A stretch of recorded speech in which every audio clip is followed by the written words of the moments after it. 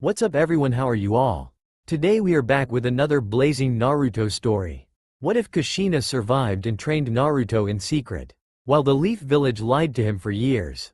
If you enjoy, then please like, share and do comments. And also check the description box to original creator of this beautiful creation. Kushina woke up in a hospital bed.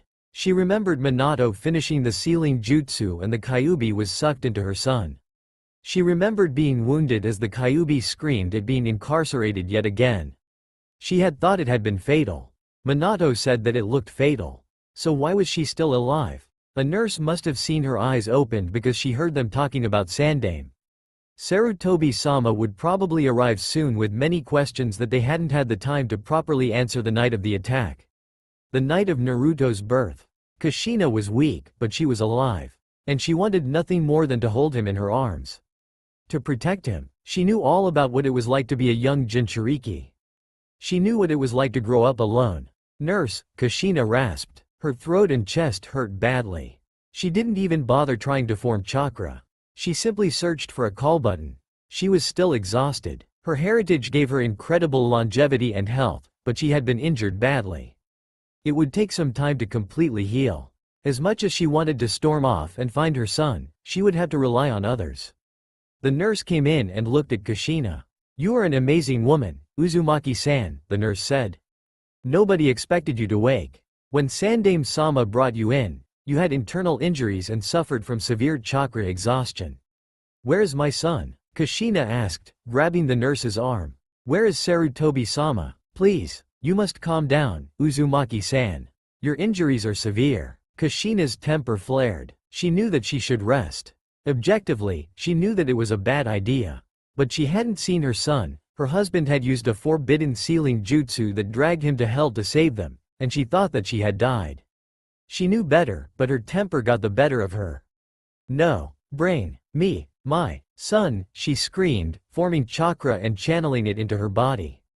"Now." The nurse screamed in pain and Kushina realized that she was squeezing the poor woman's arm with a combination of a mother's protective instincts and the enhanced strength of ninja techniques. Kushina let go of the nurse. "I'm sorry. Please, just bring me my son," Kushina pleaded. "Thank the gods," came a familiar voice. Jiraiya-sensei crouched in the window. "I know that I am the boy's godfather, but I would have been terrible at it. Sarutobi-sensei would have had to do most of the work. I know nothing of babies."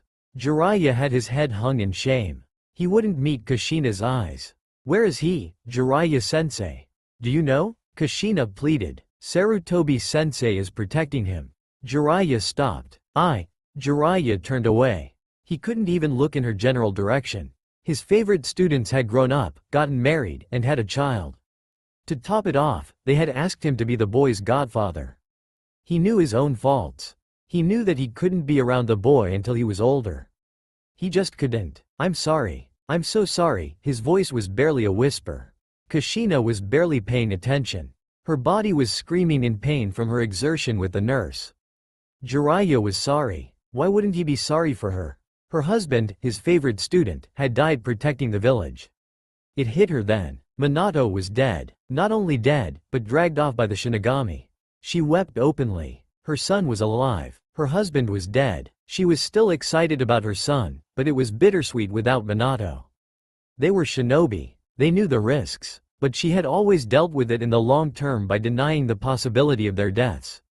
The nurse led Sarutobi-sama into the room. Jiraiya still wouldn't look at Kushina, but he didn't leave either. Kushina was flooded with joy at the tiny baby Sarutobi brought her. She cried harder, bringing Naruto into her uncharacteristically gentle embrace. He had blonde hair, just like Minato. 6 months later. The apartment of Kushina Uzumaki. "Jiraiya-sensei, it doesn't matter. I'm not dead," Kushina said. "It matters. I heard that you two might be dead and my first thought was, I hope Sarutobi-sensei doesn't know I'm his godfather, because I didn't want a baby around. You and Minato honored me and I nearly blew it off because I don't like babies," Jiraiya said fiercely. He had vowed that he would be the very best godfather possible. Kushina paused, looking at the Sannin intent on murdering the man. He hadn't left her alone since the hospital. Naruto was finally asleep and the dolt was nearly screaming at her. He really did know nothing about babies. For being such a renowned pervert, the Sannin was amazingly uninformed about the aftermath. Shush, Kushina shushed. Naruto is finally asleep. She had a hard look in her eyes. She had recovered quickly from her injuries. A testament to her Uzumaki health. She knew that Jiraiya was racked with guilt.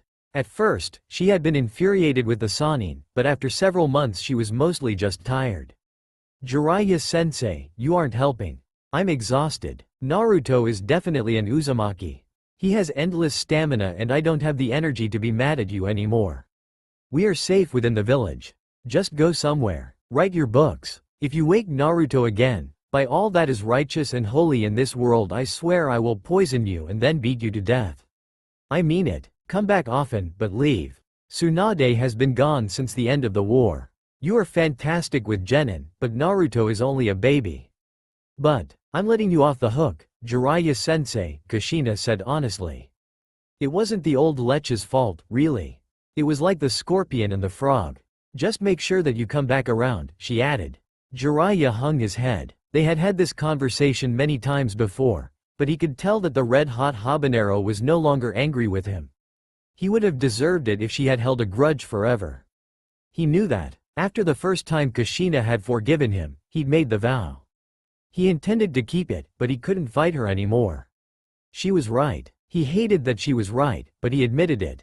You're right, I'm not helping. I will not fail again. I will return. Kushina sighed. I almost wish you'd just go peep at the hot springs so I could have some peace, Kushina muttered. She was too tired to be offended by the old lech. She fell asleep where she sat on the couch, leaving Jiraiya to wonder if she'd meant it. Jiraiya made sure to secure the apartment before he left. Playground in the Leaf Village. Naruto, age 4. Hi, my name's Naruto Uzumaki, the boisterous blonde boy shouted at the other children in the sandbox. Kushina was sitting on a bench watching her son. His spiky blonde hair reminded her so much of Minato. It had been 4 years and she still missed him, but his absence hurt a little less. Sandame had been very generous with their stipend and she hadn't been on a mission since before she was pregnant. She still trained, but she hadn't been in the field in years.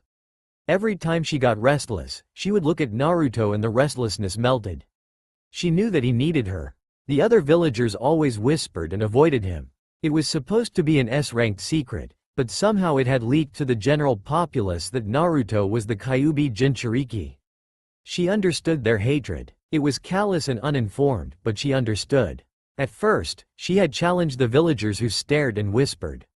But it didn't really help any.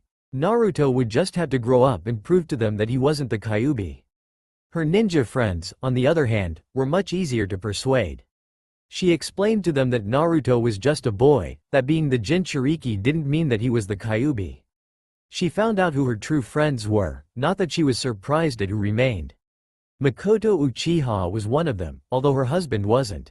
Shikaku Nara had said, troublesome, in an understanding tone. She was never close friends with the Hyuga, but the Hyuga were more outraged that she refused to remarry and raised Naruto alone than whether Naruto was Kyuubi. Of course, Minato's sole surviving student, Kakashi Hitaki, didn't care. Kushina asked him to visit, but she found him more often at the memorial stone for the Third Great Ninja War. She shook herself from her reverie to see that Itachi and Sasuke were playing with Naruto. Sasuke and Naruto were both trying to catch Itachi. They were having so much fun that she barely noticed the Anbu in the tree at the park. She saw Makoto watching the children play with Itachi. Itachi was already a Chunin and Makoto had bragged that he was applying to Anbu. Kushina's body flickered to a branch next to the Anbu. Are you here for me or Naruto? She asked. The Anbu just shook his head. Kushina's body flickered back to her position on the bench and continued watching Naruto play. Naruto was the center of attention, right where he always loved to be. His mother was throwing him a birthday party and all of his friends were invited. He was always trying to make more friends, but the adults in the villages seemed to do something to make sure that other kids stayed away. Very few parents would let their kids get close to Naruto for long. The only kids his own age in attendance were Sasuke Uchiha and Shikamaru Nara. Sasuke was fun to play with, but he was always going on about what an awesome ninja he would be when he grew up. He always talked about how he would be just like his older brother, Itachi. It took Itachi only a year to graduate the academy and he already joined Anbu. Shikamaru was quiet, but he liked to play. He was always trying to teach Naruto to play shogi or go, but Naruto liked running around more than board games. Still, it was nice to play inside when it rained.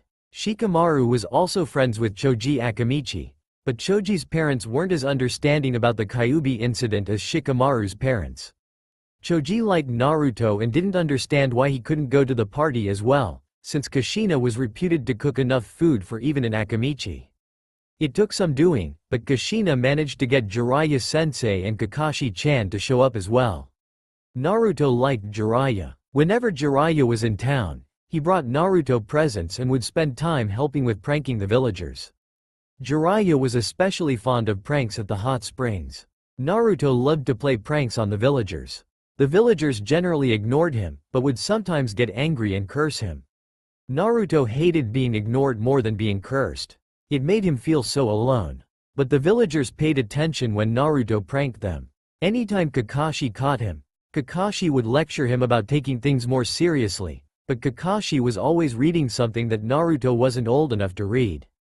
Kakashi wasn't nearly as fun as Jiraiya-sensei.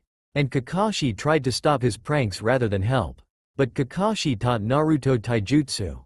Naruto wasn't terribly skilled, but he still loved to practice. Kushina made plenty of food. She ate a lot and Naruto ate a lot, so keeping the kitchen well stocked was a requirement. She had a homemade grill and cooked barbecue. There were plenty of chips, drinks, and cakes too. Everyone was having a good time. The kids played while the adults drank adult beverages and chit-chatted about current events. Naruto noticed some of those weird ninja with funny animal masks on the rooftop across from the apartment. And then someone new knocked on the door. Naruto didn't really know anyone else, so he was surprised that someone else would come to his party. "Mom, did you invite anyone else?" he asked. "I did invite someone else, but I really didn't think that he'd show. He's a busy man, after all," Kushina replied from the grill. She left Jiraiya at the grill and went to open the door. Hiruzen Sarutobi, the Sandaime Hokage, bowed and entered. Everyone had some variation of Hokage-sama, or Sarutobi-sensei, in shock as the Sandaime entered. "Hey old man, I've never met you before. Who are you?" Naruto asked innocently. Everyone in the room was stunned into silence at Naruto's bluntness, but the Hokage only chuckled. "Ho ho, we've met before Naruto. I must be keeping myself even busier than I thought if you don't even remember me." "I'm Hiruzen Sarutobi," the old man said. "And you should be able to guess my title from my robes and hat." Naruto frowned. The old man was wearing Hokage robes. Well, the old man seemed nice enough, so he didn't see what the big deal was. Naruto didn't get why everyone was so reverent. "Nice of you, old man," Kushina chided. "You must have misplaced the last 2 birthday invitations I sent. If mom talks to him that way, then I'll talk to him that way," Naruto decided. He went back to playing with his friends, who were both mortified at how he spoke to the most revered ninja in the village. Shikamaru didn't even utter his trademark, "How troublesome." Naruto made a mental note. Knowing what shocked people was always good fodder for pranks. Kushina, Jiraiya, and Sarutobi gathered around the makeshift grill. Sarutobi said, "Well, it looks like he's healthy." "Yes," Kushina replied. "He's grown strong. I've been keeping track and he has even more stamina than a normal Uzumaki." Kakashi says that his chakra network is nearly as developed as a low-level Chunin. "I really wish that the Hyuga weren't so uptight because I would like to get someone with a Byakugan to look at him. But as far as we can tell, everything is just fine." Good, Sarutobi muttered. "So he'll be ready to go to the academy this year?" he asked clearly. "The war is over, Hokage-sama. I was hoping to let him be a child for a while," Kushina replied. "Sasuke and Shikamaru are both entering the academy this year and Naruto should probably stay with his friends," Sarutobi said. "I suppose if he's to be a ninja anyway, he might as well stay with his friends," Kushina relented. "Sarutobi-sensei, I would like to remain in the village for a few months when Naruto enters the academy," Jiraiya finally spoke. Sarutobi and Kushina were both shocked. Jiraiya was a famous, or infamous, writer and a tremendous asset to have a broad collecting intelligence. Sarutobi said, "If you insist, I can't really stop you, but some of your fans," he eyed Kakashi, might object to a long hiatus between installments. Jiraiya nodded. They'll live. Some things are more important than make-out tactics, Volume 4, he added with a smirk. Kakashi had been quietly paying attention. He was devastated to hear that his favorite series would be on hold. He had to do something, so he approached the three older nin to speak. Hokage-sama, Jiraiya-sama, Kushina-sama. If Naruto needs a tutor, I would be happy to assist. Jiraiya saw through Kakashi immediately. The part you've left out is, if it will help Jiraiya-sama get back to writing, Kakashi-san. Kakashi knew that was absolutely the case, but he shrugged. Well, Naruto's first day at the Ninja Academy. There were many other children at the academy that Naruto had seen around town. Many only had one parent. Some had only a father, while others had only a mother. Naruto had never questioned it since it was so common. He quickly found his friends and tried to be as friendly as he could to the other children. He was hoping that the academy wouldn't be like the playground and that he would have more friends. He loved Shikamaru and Sasuke like brothers, but Naruto wanted to be friends with everyone. That first day, there were several tests to determine everyone's physical capabilities. But that was only a small part of the day, according to the instructors. There were also textbooks. Reading, writing, math, history, and science were part of the curriculum too. The instructors for the class were Iruka-sensei and Mizuki-sensei. They both seemed harsh to Naruto, but he was accustomed to new people acting weird around him. They seemed decent, but Naruto devised several pranks that he could play on them both. Just in case they were like some of the villagers. The physical stuff was Naruto's favorite. He liked being active. Running over obstacles and sparring were the things that he loved the most, even though he wasn't top of the class. Sasuke was the best at sparring and running obstacles. He said that it was because of the genius of the Uchiha, but Naruto was a close second in those two things. With the textbook stuff though, he was dead last. By the end of the first day, Naruto had discovered that Sasuke was considered a genius by the rest of the class because his family had a long tradition of being awesome ninjas. Itachi was already an Anbu, which was a huge deal in general, but especially because he was so young. The other kids mostly ignored Naruto, but Sasuke and Shikamaru would talk to him, which led to Choji joining. Choji and Shikamaru both ended up talking to Naruto at lunch, while Sasuke ate quietly beside them all. I'm the #1 prankster in the village. Naruto exclaimed proudly. Nobody can pull pranks like I can.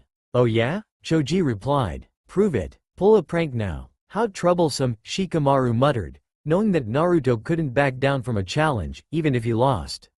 Naruto inhaled the rest of his lunch because he was always hungry and started sneaking around. The easiest targets for a prank were a group of girls. They seemed to be ignoring the world and whispering about Sasuke. Naruto noticed a stray cat skulking in the bushes and immediately got an idea. He grabbed the cat and petted it, quickly calming the feral beast. The girls didn't suspect a thing while Naruto held the cat. He tied an orange dye bomb to the cat's collar and brought it over to the group of Sasuke-crazed girls. Excuse me, does anyone know whose cat this is? He asked politely, holding the cat out into the crowd. Naruto, right?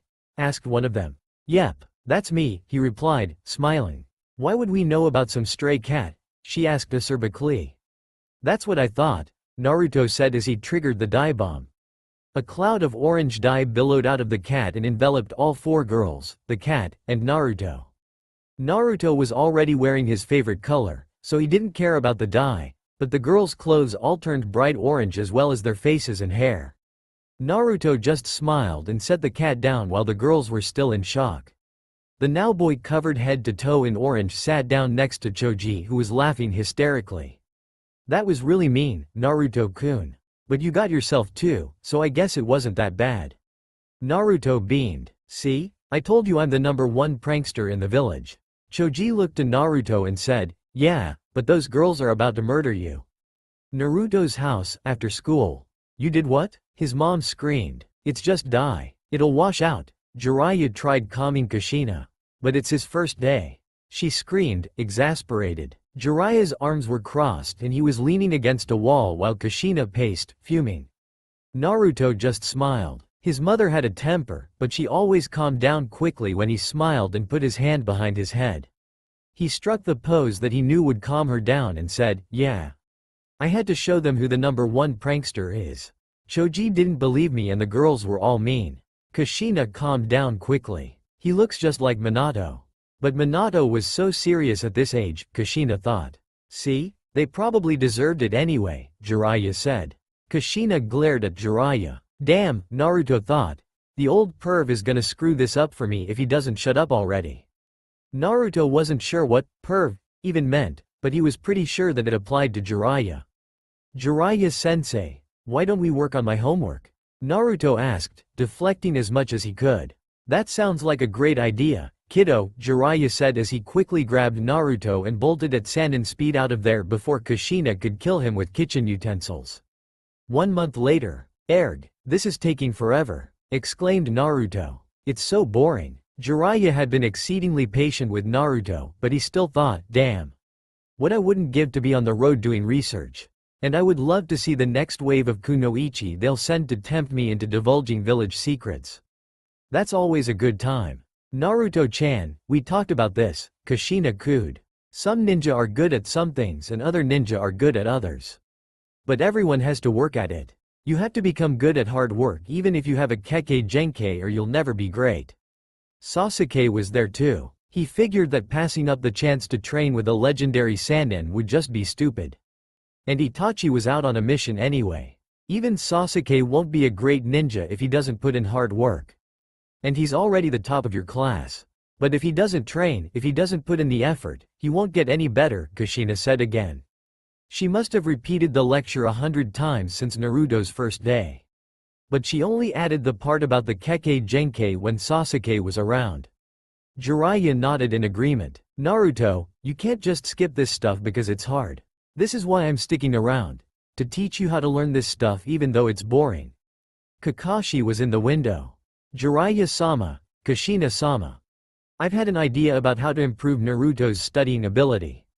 Jiraiya raised an eyebrow and Kushina looked at the copy nin who'd been away for months on a mission wondering what this revolutionary new idea could possibly be.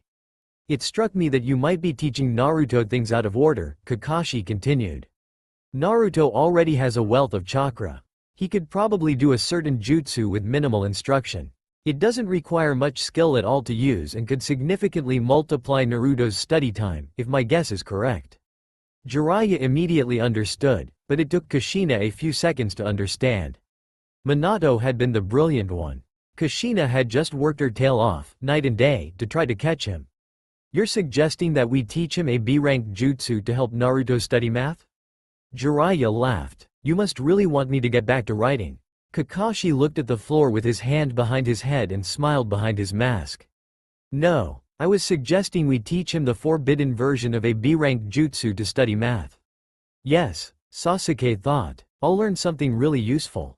Sasuke-chan, this is something that you'll have to ask your mother about, Kushina explained as if she'd read his mind.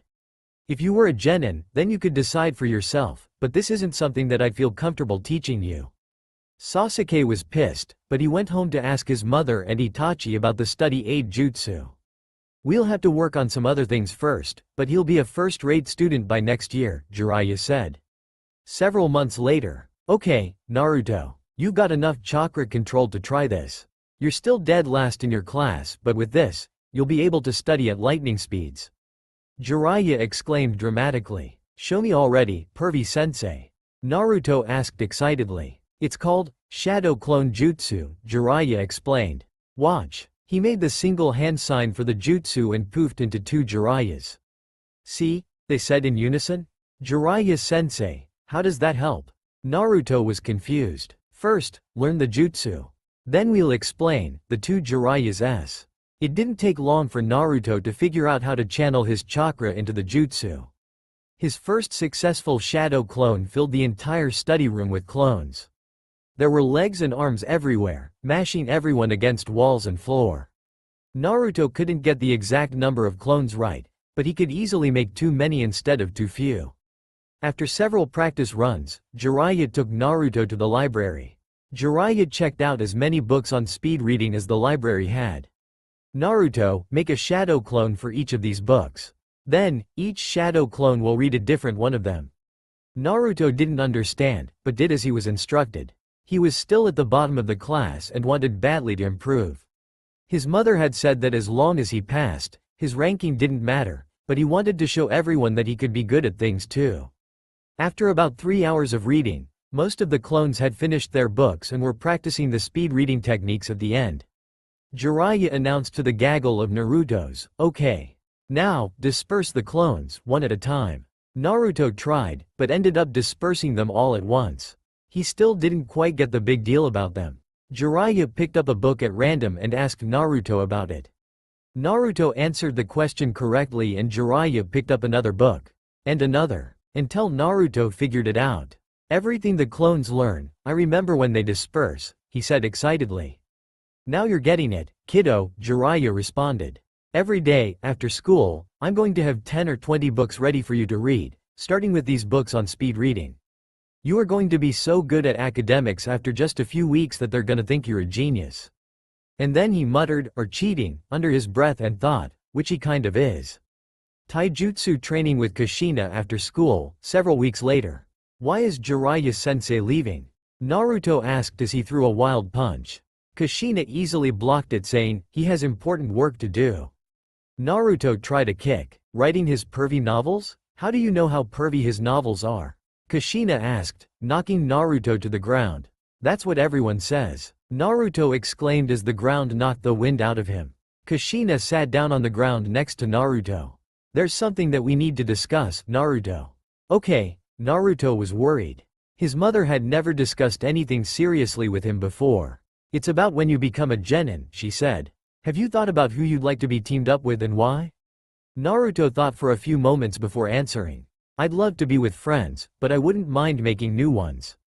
"Naruto, I've seen how the Hokage works.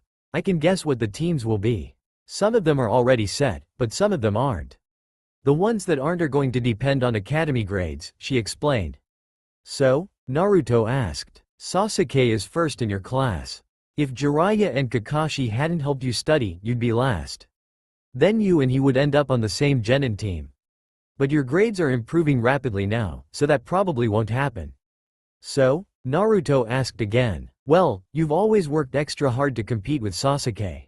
The competition between you two is good. You are both becoming strong quickly. If you want to be on the same genin team as Sasuke, you're going to have to make sure that your grades are dead last." "What?" Naruto was floored. He'd have to do badly on purpose if he wanted to get stronger? "What the hell? I think you two would both get much stronger if you continued to compete with each other. The only reason I got to be as strong as I am and your father got as strong as he was is because we had someone to compete with," Kushina said with a far-off look. Naruto grumbled. He liked being good at school. Doing badly on purpose was not going to be easy, but if he could get stronger, he supposed that would be worth it. Naruto realized that it was the first time he'd ever heard his mother mention his father. "Who is my father?" Naruto asked innocently. "He was the only man I ever loved," Kushina said evasively. "Naruto will probably figure it out eventually. He looks so much like Minato. I don't want Naruto to get a big head about being the son of a Hokage. The Hyuga and the Uchiha have big enough heads for the entire village. But it's still an S-ranked village secret and the Hokage would have to approve disclosing it, even to Naruto," she thought. "Not that that would stop me." 2 years later, the morning after the Uchiha massacre. "What are those alarm bells?" Naruto shouted. He had spent at least an hour a day with 12 clones in the library every day since he learned that trick and knew everything publicly available. Some things he'd had to read twice, but he found that knowing the answers to things made life much easier than not knowing. He hated not knowing almost as much as he hated being ignored. I don't know, his mother said, still shocked. "Naruto, go to school. I have to speak with some people," she said distantly. So Naruto went to school. Sasuke or Shikamaru might know something. Itachi was in Anbu and he was probably part of whatever it was. "Shikamaru, do you know what's going on?" he asked as soon as he spotted the pineapple-haired boy. "I heard my father talking about it. Itachi went insane and killed all of the Uchiha except Sasuke." "Everyone," Shikamaru informed Naruto. Naruto couldn't fathom it. Itachi had been such a nice older kid. He didn't seem like a psycho killer at all. He hadn't been around lately, but Naruto figured that was just because he and Sasuke were in the academy and Itachi was out on missions. What's going to happen to Sasuke? Is he okay? Naruto interrogated. I don't know. That's all I heard before I had to go to school, Shikamaru replied. That's so terrible, Choji said emptily. He wasn't even eating, he was so sad. The teachers came in with solemn expressions. Class, as some of you may have heard, there was an incident last night involving the Uchiha clan. Itachi Uchiha suddenly and without warning went on a rampage, killing everyone except Sasuke Uchiha. His motives and whereabouts are unknown, but the village has labeled him a missing nin. There are reports that he fled the village. There will be no class today while we try to get answers.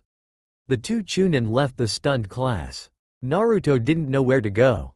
His mother wasn't going to be home and she was always there to let him in after school. He didn't like wandering the streets because of all the weird stares and occasional angry mobs from the villagers, but he felt like he had to do something. The only person that he could think of to find was the Hokage. The other students went home, but Naruto charged straight into the Hokage tower. The staff at the tower was so shocked by the boy that they didn't think to stop him. They all knew that he was the Jinchuriki and some of them were terrified of what might happen. Some of them just wanted to see what the notorious mischief maker was up to. And a few hoped he'd piss off the Hokage and get himself killed. Naruto burst into the Hokage's office. Jiraiya was already inside as was his mother. What the hell is going on, old man? Naruto yelled. Normally, Sarutobi enjoyed the high-energy antics of the blonde-haired youth, but today he had too much to deal with. I'm having a meeting about a massacre and I don't have time right now, Naruto. Please leave. Kushina went over to Naruto to shuffle him out of the office, but Naruto wouldn't back down. Damn it, I only have a few friends and one of them just lost his entire clan.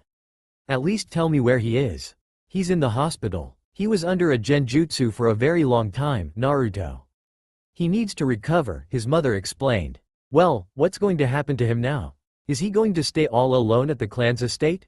Naruto persisted. He'll get an apartment and live with the other orphans until he graduates, Kushina went on. Naruto was horrified. Orphans lived in a crummy, dilapidated building. He'd seen it before. It was one of those places filled with people ready to chase him and curse him on sight, if his mother or Jiraiya weren't around. Why? Why does he have to be alone? Naruto shouted. And then he uttered a plea that nobody had even considered. Why doesn't he just live with us? Everyone stopped. The Hokage looked at Kushina. Jiraiya looked at Kushina. Naruto looked at Kushina. Kushina blinked at Naruto. She couldn't think of any reason why he couldn't.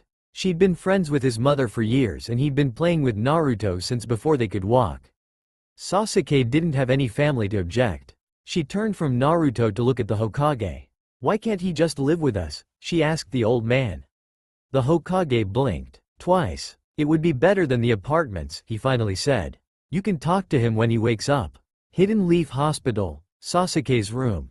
Naruto and Kushina were in the room, watching the unconscious Sasuke twitch in his sleep. He was obviously having horrible nightmares. Sasuke rolled over and opened his eyes. What are you doing here? He asked the two Uzumakis. Why, Itachi? Why? Well, Sasuke, since you don't have anywhere else to stay, I volunteered to take you in. At least until you graduate from the academy, Kushina said. You're not my mother. You're not family. Go away, Sasuke said. As you know, Itachi killed all of your family. So I'm taking you in. Because Makoto was my friend and Uzumakis take care of their friends. And you don't have anywhere else to go, Sasuke, Kushina said, leaving no room for argument. Sasuke rolled over. Mom, does he even have a choice? Naruto asked. Well, he could run away. But then he'd never finish training to become a ninja. I don't know if that matters to him right now though, Kushina responded. Sasuke growled and said, fine. I'll live with you. Naruto's house. This is going to be hard, isn't it? Naruto asked. We've been studying with shadow clones for over 2 years, Naruto. Faking it at school is one thing. But faking it at home is going to be nearly impossible, Kushina replied. Should we even try? Naruto asked honestly. I don't know. I think honesty is the best way to go with your friends, and then she thought. He's gained decades of knowledge in only 2 years, but he's still a child. I have to remind myself that even when he acts older, he's still a child. Living a life and reading about it in books are two different things. Do you think he'll be able to trust us? Naruto interrupted his mother's thoughts. I don't know. He idolized Itachi. What did the psychology book say about betrayal? It said that it was a hard thing to recover from. And what about torture? And brainwashing? You don't know what that genjutsu was that Sasuke was trapped in, Kushina explained. And who do you think did it to him? Holy crap, Naruto whispered. Itachi must have done that to Sasuke. But why? We don't know. We may never know. Maybe Sasuke knows, but he might not want to share it with us. Okay, honesty was your first instinct, right? It was mine too. One of the psychology books said that the best way to gain someone's trust was to simply be honest with them, so our instincts can't be too far off the mark. We should tell him at dinner. Ichiraku ramen? I'll pick it up. Make some shadow clones to clean up and make space for another bed. Sasuke is going to need a bed of his own. But until we figure out what he needs, get a futon for yourself and put clean sheets on your bed for Sasuke. Yes, Mom. 5 shadow clones poofed into the room and began cleaning. Hidden Leaf Hospital, front desk. Sasuke, we're going to have dinner at our house. I hope that you like ramen because it's all I had time for tonight, Kushina explained to the quiet boy. Whatever, Sasuke grumbled. I will kill Itachi. In order to kill Itachi, I must learn as much as I can. In order to learn as much as I can, I must stay with these people, Sasuke thought, repeatedly. Kushina walked with Sasuke down the street to the apartment. Sasuke, I wondered what you might want from your house. We won't be able to get inside for a few days, so you'll be sleeping in Naruto's bed while he sleeps on the floor. Don't worry, I made sure that you have fresh sheets, she said to the despondent boy. Whatever, Sasuke grumbled. His thoughts were the same, but he paused when Kushina told him that Naruto would be on the floor. She's putting her own son on the floor instead of me? What the hell? And I want you to start training with us. I know that the Uchiha have their own secret techniques, but you might be surprised at what I can teach you. Sasuke grunted. What could she possibly teach me? Naruto is dead last in the class. He's a total moron. Kushina walked silently the rest of the way, only stopping once at a flower shop to place an order. She thought, it's almost Minato's birthday. I don't know if I can hide the trip to the graveyard from Naruto anymore. He hasn't asked about his father again, but I know he's curious. I wonder when he'll figure it out. They continued walking to the apartment where Kushina absently unlocked the door and ushered Sasuke in. There was a futon on the floor with blankets and a pillow set on it. Naruto was already setting the table and there was at least 10 gallons of ramen from Ramen Ichiraku. Naruto looked up, bowed, and said, Sasuke-san, welcome, please sit and have some ramen. Naruto motioned to the table. When did he learn manners? Something is off here, Sasuke thought. He narrowed his eyes at Naruto and said, when did you learn manners? Well, he started, but Kushina interrupted. Sasuke, we have something to tell you. Please sit down, Kushina said gently. Naruto has been failing at the academy on purpose, Kushina explained. Are you serious? Why would he do that? Why would you let him do that? Sasuke questioned. I'm guessing that you already know that genin get assigned to teams when they graduate the academy, but do you know how the teams are formed? Kushina asked. The Hokage assigns them, Sasuke responded, sure that it didn't matter. Naruto was already slurping down soup and the noise was mildly distracting. Yes, but he assigns them on several factors. If any teams have historically done very well, the Hokage will try to recreate it with a new generation. Ino Shika Cho, for example. Beyond that, the Hokage tries to create balanced teams. When I was a genin, the lowest scoring student and the highest scoring student were paired with someone from the middle. And every year since then, the Hokage has done it that way. If you are the highest scoring student and Naruto is the lowest scoring student, Kushina trailed. Then we'll end up on the same genin team, Sasuke finished. He looked at Naruto and said, you want to be on the same team that badly? Why? Naruto looked down from his noodles and said, we've always been friends, Sasuke. I wanted to make sure that I knew at least one person on my genin team. Sasuke narrowed his eyes at the blonde. Just how smart are you? Naruto finished his second bowl of ramen before answering. Kushina had begun devouring her ramen with as much gusto as Naruto had. I'm not any smarter, Sasuke. I've just learned a whole lot more than I let on, Naruto explained. How much more? What do you know? Sasuke interrogated. Math, history, literature, biology, physics, psychology, tea ceremony, smithing in theory, chemistry, poisons, cooking, Basic chakra theory, basic battle tactics, human anatomy, and his face blushed, pervy stuff. Naruto. Kushina shouted. I'm being honest. Naruto shouted in return. How did you even get any of that material? She shouted, disapprovingly. We covered henge in class, he said sheepishly. We're going to have to talk about that, Naruto. And it isn't going to be comfortable for either of us, she said as she slurped more ramen. How? How could you possibly know all of that? Sasuke said, shocked. For once, he wasn't thinking about Itachi. I don't believe it. Naruto looked at him and did a hand seal that Sasuke didn't recognize. There was a poof and then there were 5 of him. They huddled briefly, then each one hanged into a different character and began performing a scene from a play that Sasuke barely recognized. After the scene played out, Sasuke asked, how do clones and illusions help you learn this? What's the point? They aren't regular clones, Naruto explained. They're shadow clones. They take enormous amounts of chakra, but I have tons of chakra. And when they disperse, you remember everything that the clone experienced. Plus, using them almost constantly builds up my chakra level. I haven't actually compared, but I should have more chakra right now than most Jonin. 2 years of studying about 50 hours every day. I finished the academy curriculum after the first 6 months. This is your secret study aid jutsu? Sasuke asked. Let me try. And he started forming the seals that Naruto had used. Kushina reached over and stopped Sasuke.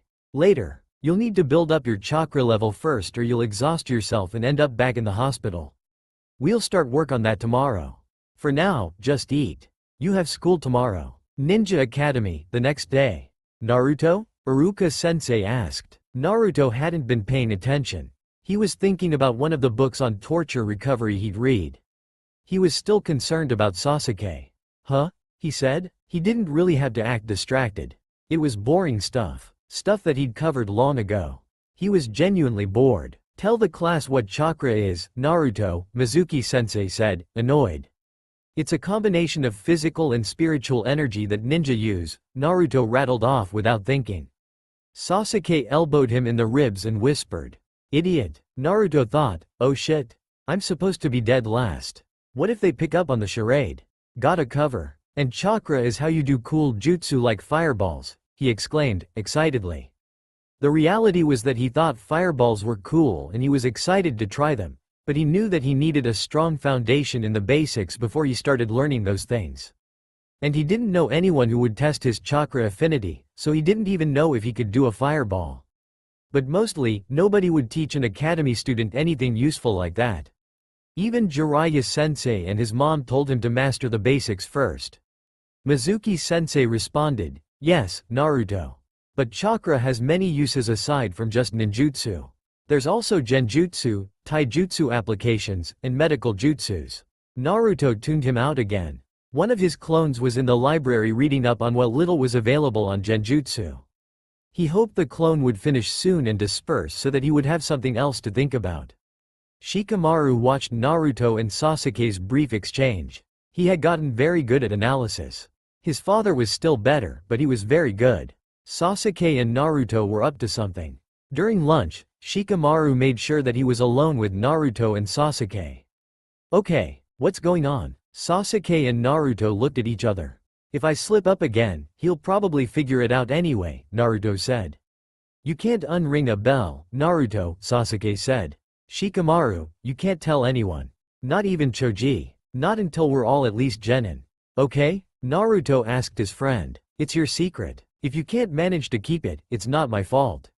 But I won't tell anyone, Shikamaru responded. It'd be too troublesome. I've been tanking academics, Naruto confessed. Why? Shikamaru couldn't figure it out. Naruto loved getting attention and being the top of the class would certainly have gotten him attention. If I'm top of the class or number 2, then there's no way that I'd be on the same genin team as Sasuke, Naruto responded. He liked Naruto and wanted to be on the same team as him. But he had also been friends with Ino and Choji practically since they were born. He wondered how the genin teams were assigned. You're going to be teamed up with Ino and Choji. Sasuke is my only other friend. I don't dislike any of the other kids, but it would just be easier to be on the same team as Sasuke, Naruto explained. Shikamaru looked thoughtful for a moment before saying, Easier to pretend that you don't know anything and barely pass any of the tests than to just tell the Hokage that these are the lengths you are going to in order to ensure that you are paired up as genin? Naruto looked at Shikamaru. When you put it like that, it sounds like the Hokage might actually listen instead of just doing what he thinks is best. This way is much more likely to actually work, he said with a smirk. Shikamaru sighed. Telling would be too troublesome. It's just until we're genin, Shikamaru, Naruto assured his friend. Then I won't have to pretend to be totally clueless. Do you even care who else is on your team? Shikamaru asked. Naruto shrugged but Sasuke said harshly, someone who won't slow me down. Naruto said, I don't actually care. It'll probably be a girl, just by the numbers. I just hope it doesn't turn into some hopeless love triangle like in stories. Naruto's house, several years later, but a few months before academy graduation exams. You only have enough chakra for 8 shadow clones, Sasuke. Your chakra level is improving, but I'm concerned that you have ignored some areas of study. You shouldn't focus completely on battle skills. You need to keep up on the other stuff as well or you'll never be good at anything else, Kushina admonished Sasuke. Sasuke's bed and a few other things were in with Naruto's stuff in one room and Naruto was reading the chakra theory book again. What use will they be against Itachi? What if he comes back to finish the job? I don't need to know any of that, Sasuke replied calmly. And what about if you stop Itachi? What will you do then? Do you think that you'll only ever be given combat missions? We have been at peace for over a decade. Broaden your horizons, boy. There's more to life than fighting, Kushina shouted. Fine, Sasuke said, grudgingly picking up a book of poetry that Naruto always seemed to enjoy.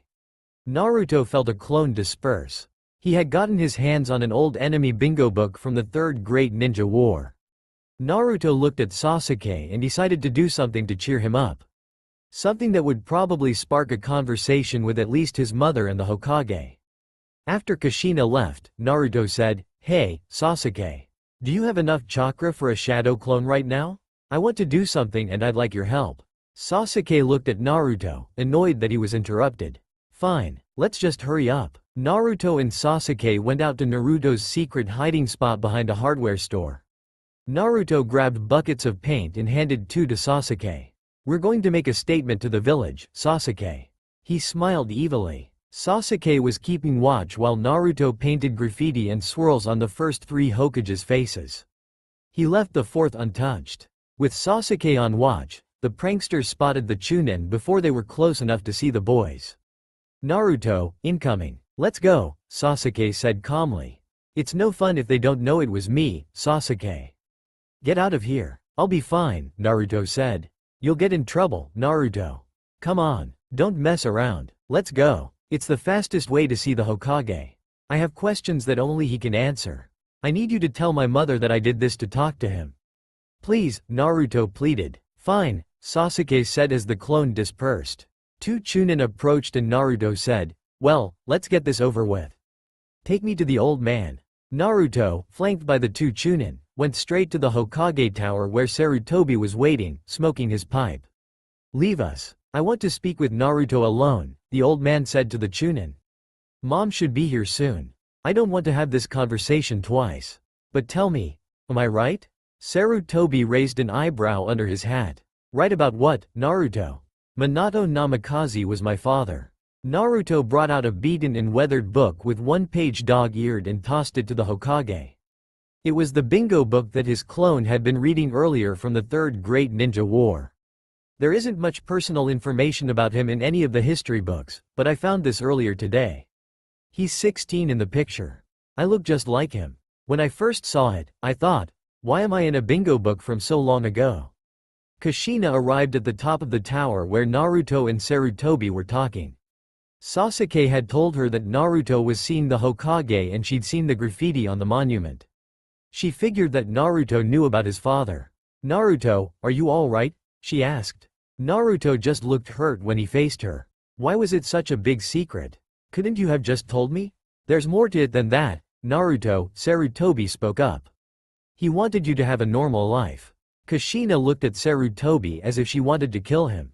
He wanted Naruto to be a hero. I wanted him to have a normal life.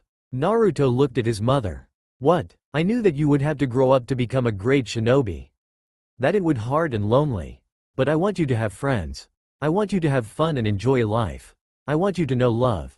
How could you do that if you thought that you had to live up to Minato? How fair would that have been, to put such pressure on you?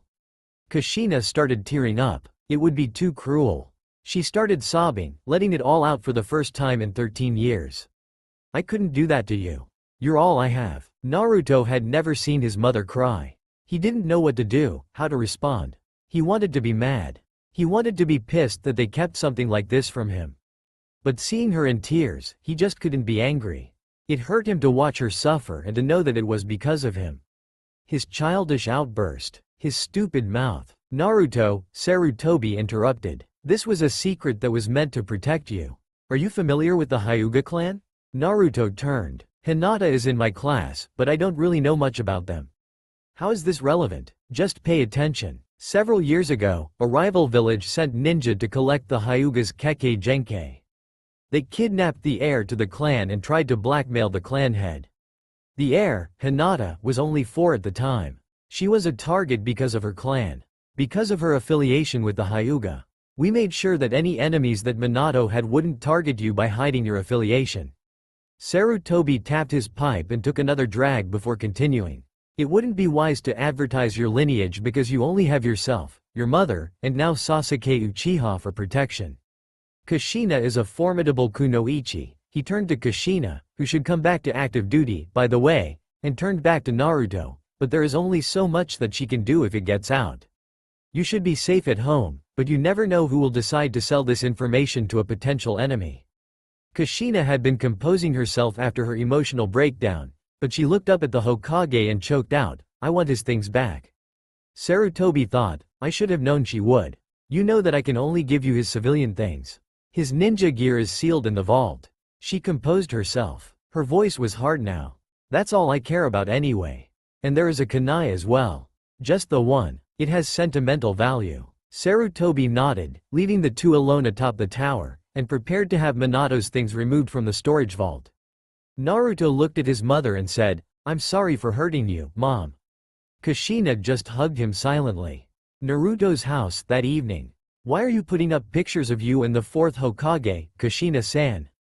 Sasuke asked. Naruto looked at Sasuke. He picked up a picture of Kushina and Minato from their academy graduation and put it next to his face. He motioned between his face and the picture of Minato. No way. Sasuke exclaimed in shock. Naruto nodded. We only ever mention it here though. Nobody else can know. Although, some of the other Leaf Ninja will probably figure it out eventually, if they haven't already figured it out. But we don't have to help them by advertising, Naruto said. I wonder what other secrets we don't know. How will I know when I'm ready to face Itachi? I have to be sure or I'm screwed, Sasuke thought. Living here has gotten me at least as far as I saw Itachi get with certain techniques, but without my Sharingan I'll never touch him. I have to figure out how to awaken it. Naruto, pay attention, Iruka-sensei shouted. Huh? Naruto turned to the Chunin instructor. You have to do the clone jutsu, Mizuki-sensei said, expecting the blonde child to fail. Naruto idly did the hand signs and made the requisite 3 basic clones. It had taken him months of practice to do a basic academy clone instead of a shadow clone, but he'd finally gotten it down. You pass, Mizuki was disappointed. The brat is supposed to fail, damn it. He hasn't made a single clone in practice, let alone 3. How can I manipulate him if he passes? Crap, I'll have to think of some other way to take revenge on that damned Kyuubi. Naruto had gotten the bare minimum correct on the written test to pass and he needed to pass all 3 practical tests in order to graduate. He and Sasuke had long since mastered the practical skills to the point that they didn't even need to use hand signs anymore. The two had even practiced using them in their taijutsu sparring sessions. But the test didn't call for that level of skill and showing off wouldn't help his goals. Iruka returned Naruto's contagious smile. Whatever happened 13 years ago, Naruto isn't the Kyuubi. He's just not that psychotic. The students who passed that final test received headbands with the leaf symbol with instructions to return in the morning for assignments. Naruto, Sasuke, Shikamaru, Choji, Ino, and some pink-haired girl went out to celebrate. Sasuke didn't want to, but neither did Shikamaru. Choji and Ino convinced Shikamaru to come out, while Naruto convinced Sasuke to go. Naruto didn't know what the deal was with the pink-haired girl, but she and Ino were constantly fighting over something. "Hi, I'm Naruto. Who are you?" he asked. "I know who you are, moron. We're in the same class. You're always playing pranks on everyone and I can't believe you actually passed," the pink-haired girl said with venom. "Oh come on, have a sense of humor. You can't be that mad," Naruto replied. Pink hair was definitely exotic and he had just started to notice things like that on girls. The pink-haired girl merely ignored him and walked next to Sasuke. "Sasuke-kun, I'm so glad that you decided to celebrate with us," the girl cooed. "Are you kidding me? She likes Sasuke? Too bad for her, he's not into romance at all. That time I showed him one of Ero-sensei's books was hilarious though," Naruto mused. Naruto went over to Ino and said, "Hi Ino. What do you feel like tonight?" "Choji probably wants barbecue." "Shut up, moron. I'm trying to listen to Sasuke," Ino replied coldly.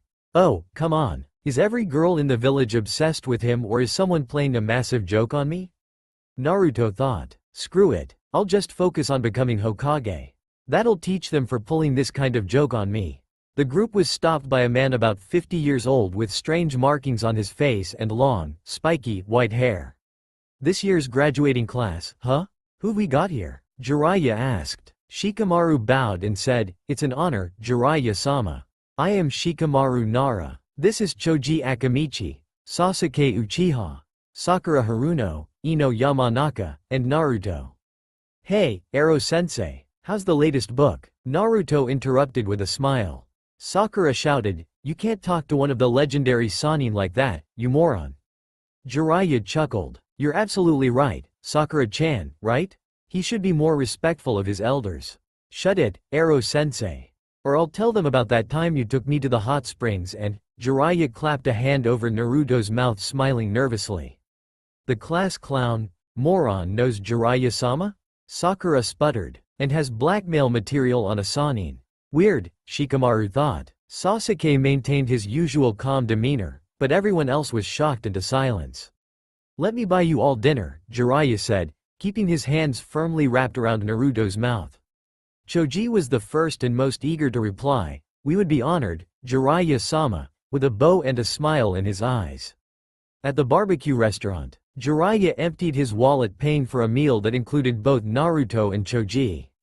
Naruto wouldn't tell anyone how he knew Jiraiya and Jiraiya just kept saying, "We met a long time ago." The group of freshly minted genin and one Sannin left later than anyone anticipated, so Jiraiya offered to make sure everyone made it home without incident. Sasuke and Naruto were the last of the group with Jiraiya. "Sasuke-kun, where are you staying?" Jiraiya asked. "He's staying with us, which you'd know if you'd come around more often, Ero-sensei," Naruto replied. Jiraiya winced. "I'm sorry, Naruto, but I had important research to do," Jiraiya lied. "I wish I didn't have to lie about that." The three walked into the apartment and Jiraiya stopped when he noticed the pictures. "I see. You know about Minato then." Kushina punched Jiraiya hard enough to knock him through the closed door and into the opposite wall. "Hello, Jiraiya-sensei," she said through the hole in the door, smiling. "Next time, please tell me that you are going to be keeping my son and nephew out late so that I don't worry." She turned to the two and wrapped them in a big hug. "Congratulations. You both made it. I knew you would. I can't believe I'm used to this kind of emotional outburst. And Uchiha would never have shown this little self-control." Sasuke thought, but he didn't complain. Jiraiya picked himself up and entered the apartment again. "I guess I'll talk to Kushina in the morning." "Damn, but those kids can eat." Hidden Leaf Ninja Academy, the next morning. Team 7, led by Kakashi Hitaki, Sasuke Uchiha, Sakura Haruno, and Naruto Uzumaki, Iruka said. Kakashi waved at the three. The only other Sharingan user left in the village. "Perfect," Sasuke thought. "How awesome is this? Kakashi is going to be my Jonin-sensei." Naruto thought. "I'm on Sasuke's team. I'll win his heart for sure." Sakura thought. "Meet me on the roof," Kakashi said as he thought. "I really hope that they pass. I don't want to fail Minato-sensei's son." The three genin went out to the roof where they waited for Kakashi. He didn't show up immediately and Sakura started to get restless. "Where's this guy? How long are we going to have to wait?" Sakura complained. "Sakura-chan, please be more patient. I'm pretty sure that I know where Kakashi-sensei is right now and he'll get here when he's ready, Naruto admonished the girl. When did he get so mature? Sakura thought. Naruto knows, copy, Kakashi too? Who else does he know? Sasuke thought. Naruto. Don't think that because we've met before that I'll let you get away with anything.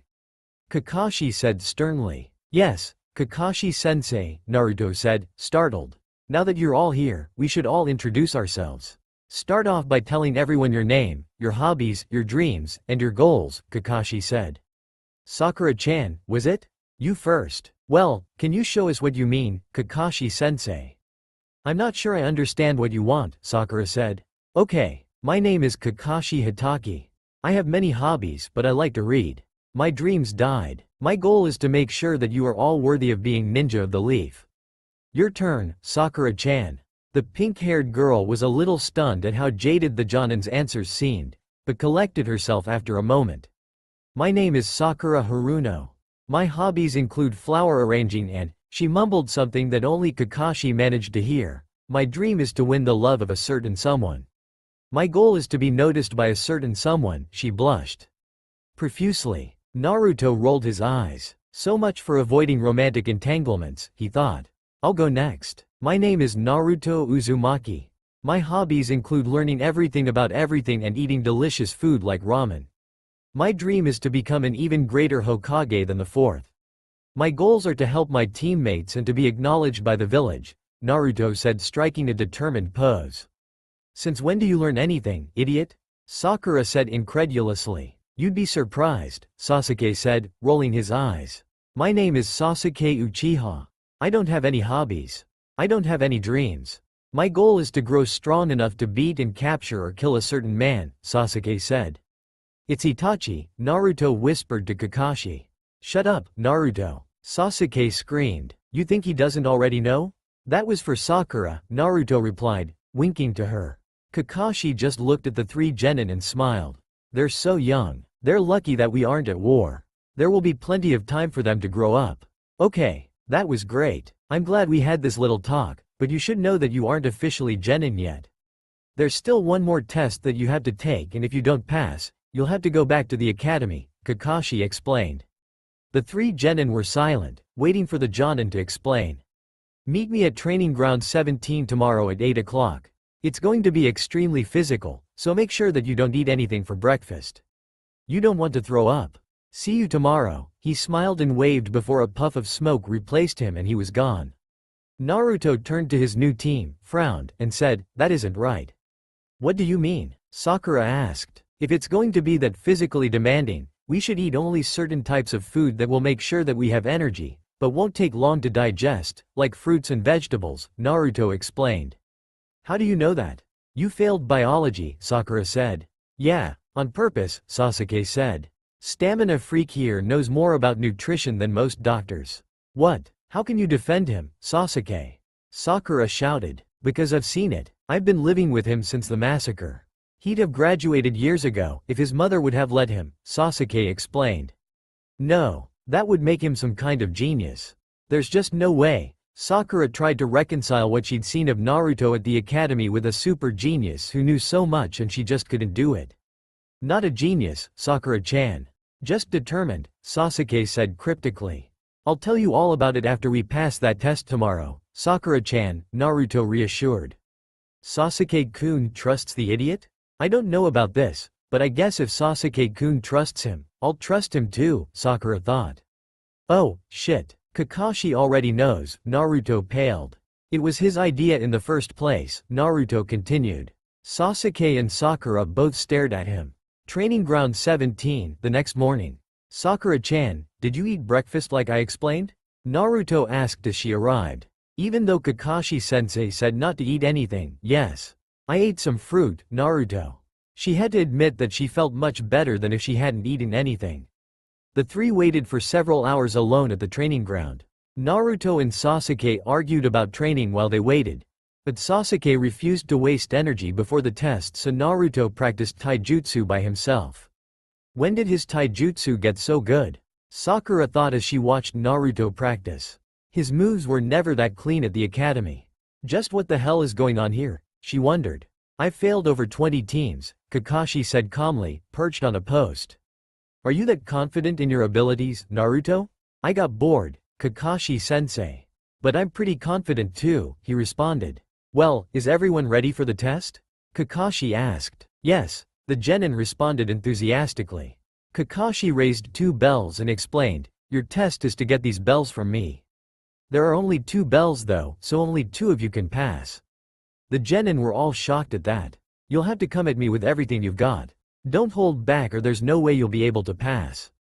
Naruto ran at the Jonin, trying to tackle him immediately, but Kakashi wasn't there and Naruto's tackle went through empty space.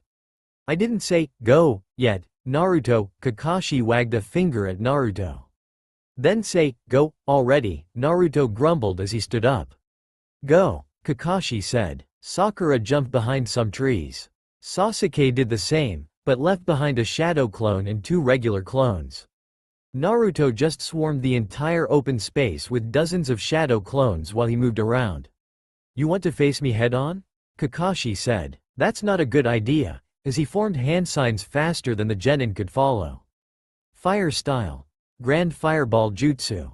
The majority of Naruto's shadow clones dispersed along with Sasuke's shadow clone in the massive inferno Kakashi exhaled. Sasuke screamed from the psychic shock of being killed. Naruto just frowned and made more shadow clones. Kakashi leapt back onto the creek and formed more unreadable hand signs. Water Style. Water Dragon Jutsu. The massive water dragon swept away more of the clones, but Naruto immediately made more to replace them. Kakashi moved back onto the ground and quickly formed another set of unreadably fast hand signs. Earth Style. Multiple Suicide Decapitation Jutsu. The remaining Narutos sank into the ground up to their necks while Kakashi formed more hand signs. Water Style. Water Bullet Jutsu. Sakura watched as Kakashi executed those advanced ninjutsu techniques in rapid succession against what looked like an army of Narutos. If Naruto is forcing Kakashi to use those techniques, I'm going to be the one who goes back to the academy. Sasuke is probably planning an ambush and that's the only way I'll be able to stay with him. If you overdo it early, you'll never succeed, Naruto, Kakashi said. Overdo it? I haven't even gotten warmed up, Kakashi-sensei. Naruto screamed. Sasuke, Sakura, get your asses out here and help me or none of us will pass. And Naruto summoned another army of shadow clones who all threw a barrage of kunai at the Jonin. The kunai riddled Kakashi's body, but then it poofed into a log. He's pretty good, Kakashi thought from a tree branch. But it doesn't matter for this exercise. Kakashi spotted Sakura's hiding spot and body flickered behind her. Hello, Sakura-chan. He waved, smiling at her behind his mask. Demonic Illusion. Hell Viewing Jutsu. Sakura's eyes went wide and glassy as she was caught in the genjutsu. She sat there while Kakashi tried to find the real Naruto and Sasuke. He spotted them quickly and set up a few ambushes for the two. I wonder what those two are up to, he thought. You know she's the one who's going back, Naruto, Sasuke said. No, we'll all fail together, damn it, Naruto said. This is our team and I'm not going to lose someone on our first day. We'll just figure out what happens after that. If Naruto was alone, he'd have just passed, but I can't pass the whole team just on his performance, Kakashi thought. Time to chat, Kakashi asked, while reading his book. He engaged Sasuke in taijutsu to tire the Uchiha out and was surprised at Sasuke's skill. It wasn't near Kakashi's level, but it was better than a normal academy graduate's taijutsu. Kakashi kept Sasuke and Naruto on the defensive for several long minutes, until Sasuke was sweating and breathing heavily. Naruto wasn't even breathing hard yet. Slowing down, Kakashi-sensei? Naruto asked as 20 of him engaged the Jonin. Damn, Naruto's taijutsu is pretty good too, Kakashi thought as he absent-mindedly dispelled clone after clone. And his stamina is insane, as I expected. I don't know how I can push him to the limits of his endurance. He might have more than I do. But then, he's not the one I have to push. Kakashi started attacking Sasuke again, but when he landed a hit, it dispersed just like a shadow clone. Kakashi looked around quickly and saw both genin heading deeper into the forest. Naruto must have taught him the shadow clone jutsu. Naruto found Sakura lying on the ground where Kakashi had left her. He built up enough chakra to level a house and touched Sakura with it. Ah, she screamed. Relax. I think you were under a genjutsu, Sakura-chan, Naruto whispered. We had to come up with plan. Yeah, right. You two are just trying to figure out how to use me to get the bells, Sakura said. That must have been some jutsu to get her to turn on Sasuke, Naruto thought. Sasuke shook his head. No, just me. Naruto thinks we should all fail together. Or at least go down fighting. None of us can get the bells alone. If we work together, then we might be able to get them. We can decide who gets the bells later, Naruto said. Sakura said, and you two will just decide to take the bells and I'll be back at the academy. Naruto looked at Sakura, figuring that she didn't want to be left behind. No, if it comes to it, I'll go back to the academy. But we're getting ahead of ourselves. If we work together, we might be able to get the bells. If we don't, then we'll all fail. And then he thought, I can't be the first genin to think of this. Something about this test isn't right. Kakashi interrupted the three with a smile and a wave. Sasuke jumped back to get more space, but Naruto stood in front of Sakura with a kunai out. That was a move, trapping her in a genjutsu while you fought the two of us, Kakashi-sensei. Kakashi shrugged. We're ninja, and launched another offensive while reading his book. This time, he went after Sakura, but Naruto kept putting himself in front of her. She wasn't even close to Naruto and Sasuke when it came to taijutsu. It didn't matter though because Naruto just kept taking hits for her while Kakashi watched Sasuke set up some traps. When Kakashi finally knocked the real Naruto out, Sasuke tried to get close to pull Naruto out, but Kakashi didn't leave an opening. Sakura was sweaty and shaking on her feet from just the few seconds she'd tried taijutsu. None of them got close enough to the bells to even make a grab, but Naruto woke up after less than a minute and tried to grab a bell from under Kakashi, but Kakashi sent him flying with a mule kick before he got close, knocking Naruto out again when he hit a tree. Sakura screamed, "Are you trying to kill him, Kakashi-sensei? Stop, Naruto needs help. The test isn't over, Sakura-chan," Kakashi replied, still fighting and reading his book. Sakura ran to Naruto and Kakashi kept fighting Sasuke while she was checking her fallen teammate. Sasuke looked at Kakashi in disgust and fought harder, hoping to distract the Jonin long enough for the others to escape or at least get up. Naruto got back up, shaking his head, as Sakura was checking him for a pulse. "I'm tougher than you might think, Sakura. Now help us out here," Naruto said as he made another dozen shadow clones and charged the Jonin. Sakura watched as her two teammates fought with skills that she couldn't hope to match that day and charged in as well, pulling out her kunai. The three put Kakashi on the defensive, but only just, and he backed away. Sasuke pushed himself well beyond what he thought he could take, but Kakashi was still too fast for him. In the middle of the match, however, Naruto noticed Sasuke's eyes change from black to red with one tomo in one eye and two tomo in the other. Sasuke was significantly faster after his eyes activated and the three managed to push Kakashi back, but Kakashi was still better than Sasuke and the four-way taijutsu match continued. Sakura was the first to be caught in Kakashi's traps, but Sasuke and Naruto weren't far behind.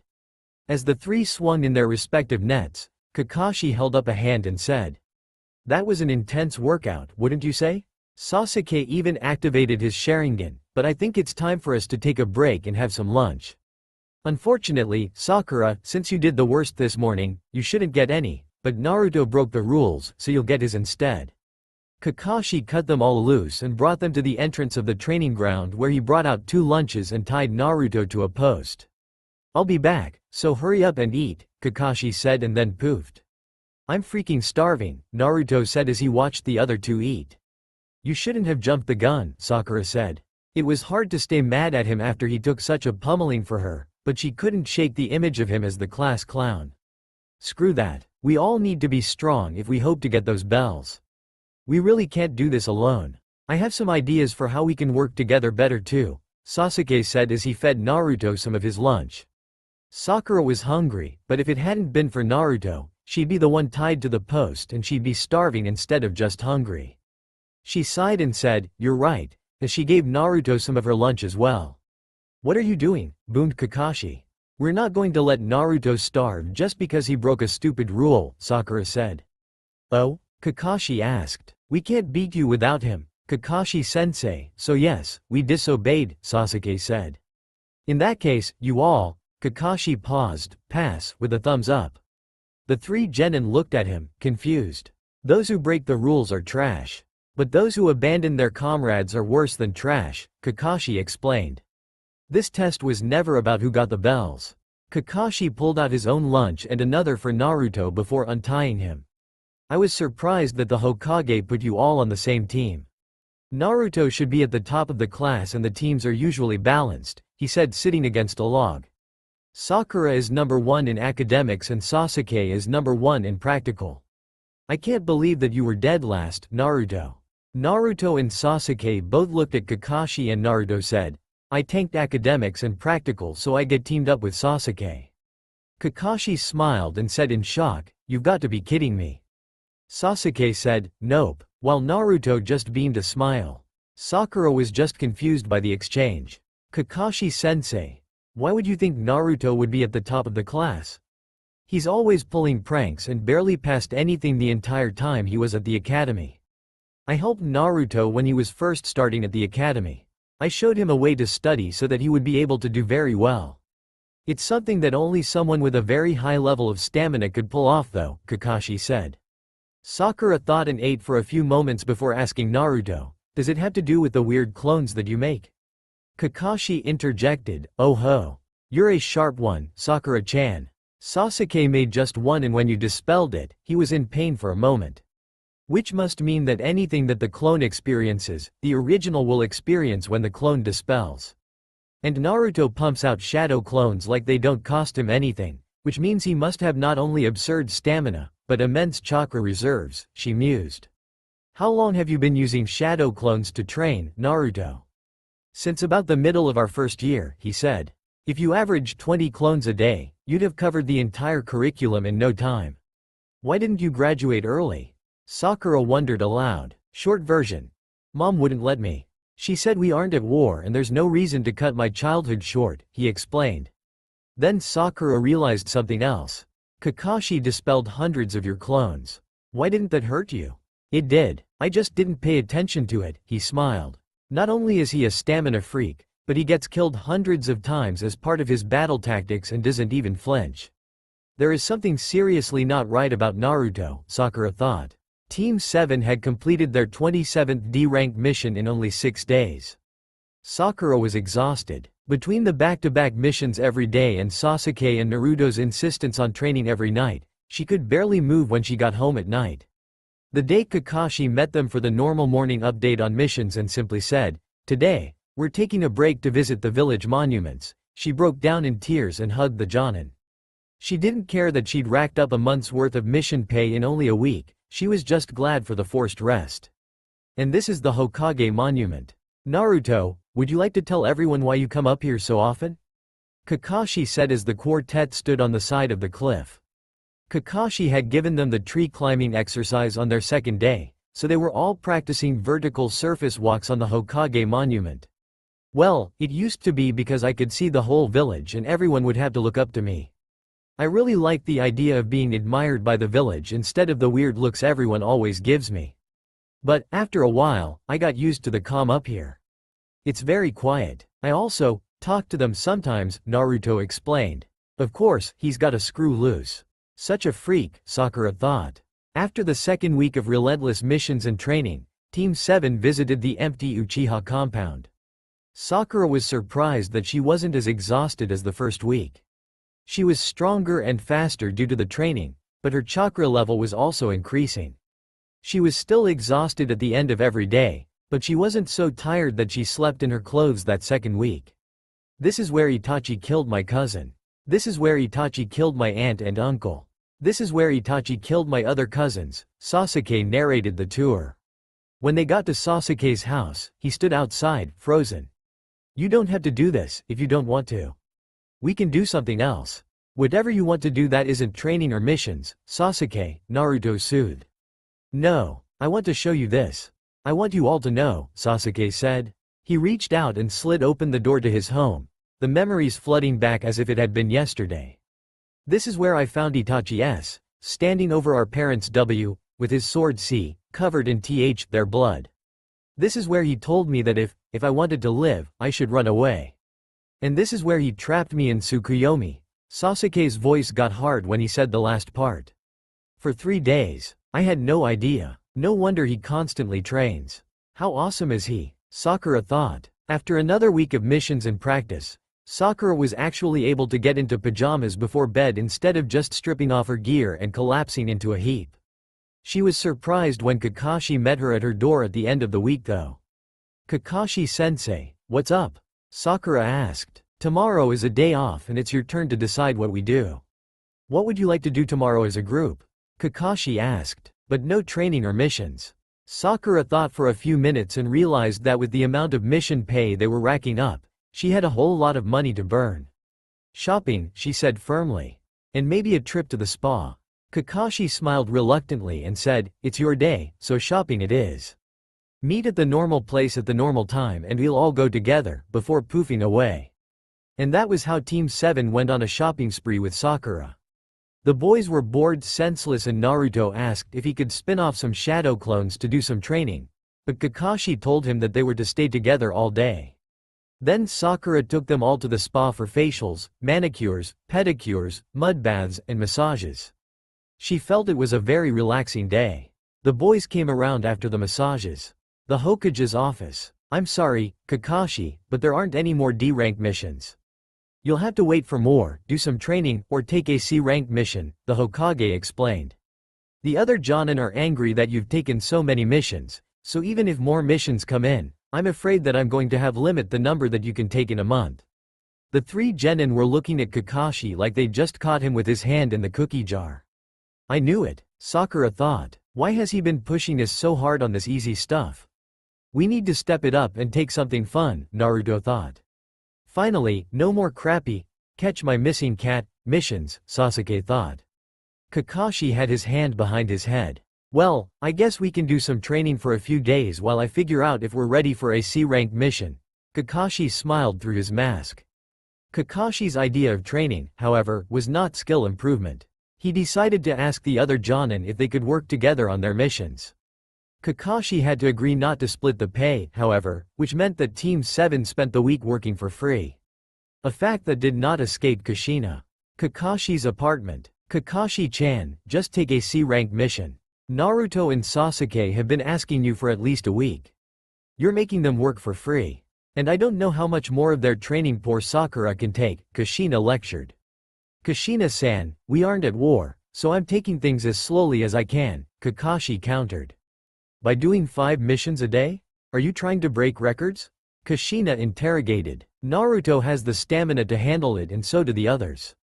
Their teamwork is almost perfect now, so I'm going to ask for a C-rank mission in a few days. However, the Hokage mentioned something about you starting back to active duty and I didn't want to leave before you started, Kakashi said. You're waiting on me? Kushina was shocked. Kakashi looked at the floor. Yes, he admitted. You shouldn't sit at home worrying. Minato-sensei would have wanted you to do something. To contribute. I'll speak with the Hokage in the morning, Kushina replied. Team 7's normal meeting place, 3 hours later than normal. Kakashi isn't usually this late, Sakura whined. Naruto had long since given up being patient and was practicing throwing kunai and taijutsu with dozens of clones while another dozen clones practiced sealing and unsealing with storage scrolls. Sasuke leaned casually against the fence and sighed, bored. What is up with Naruto? Sakura finally asked Sasuke. How can he keep going like that? He's a stamina freak. His mom is the same way. Half the reason I got so far ahead, physically, the last few years is because those two are relentless. It's the only area where he's legitimately better than me, Sasuke responded. It was nice that Sakura wasn't fawning over him, but it was also still a little weird. His mom? Sakura asked. Kushina-san. She's got red hair and a fiery temper, but she cares a lot. Without her, I'd probably still be so obsessed with Itachi that I couldn't see straight, Sasuke admitted. I'm pretty sure she's S-rank, but she hasn't been on active duty since Naruto was born. S-rank with red hair and hasn't been active since before the Kyuubi incident. I'll have to remember to look her up. What's her maiden name? Sakura asked. Uzumaki is her maiden name, Sasuke said tersely. But don't bother looking her up. Ask Kakashi about her. What, is there some village secret about her and Naruto? She asked, jokingly. Sasuke sat silently. You're messing with me, right? Sakura asked. He knows Jiraiya-sama of the Sannin, personally. You've heard how he gets away with addressing the Hokage. And he knew Kakashi, personally, before our team formed. I told you that I'm pretty sure his mother is S-ranked. None of the adults will talk about it at all. Do you really think I'm messing with you? He looked her square in the eyes. Holy shit, this team is seriously unbalanced.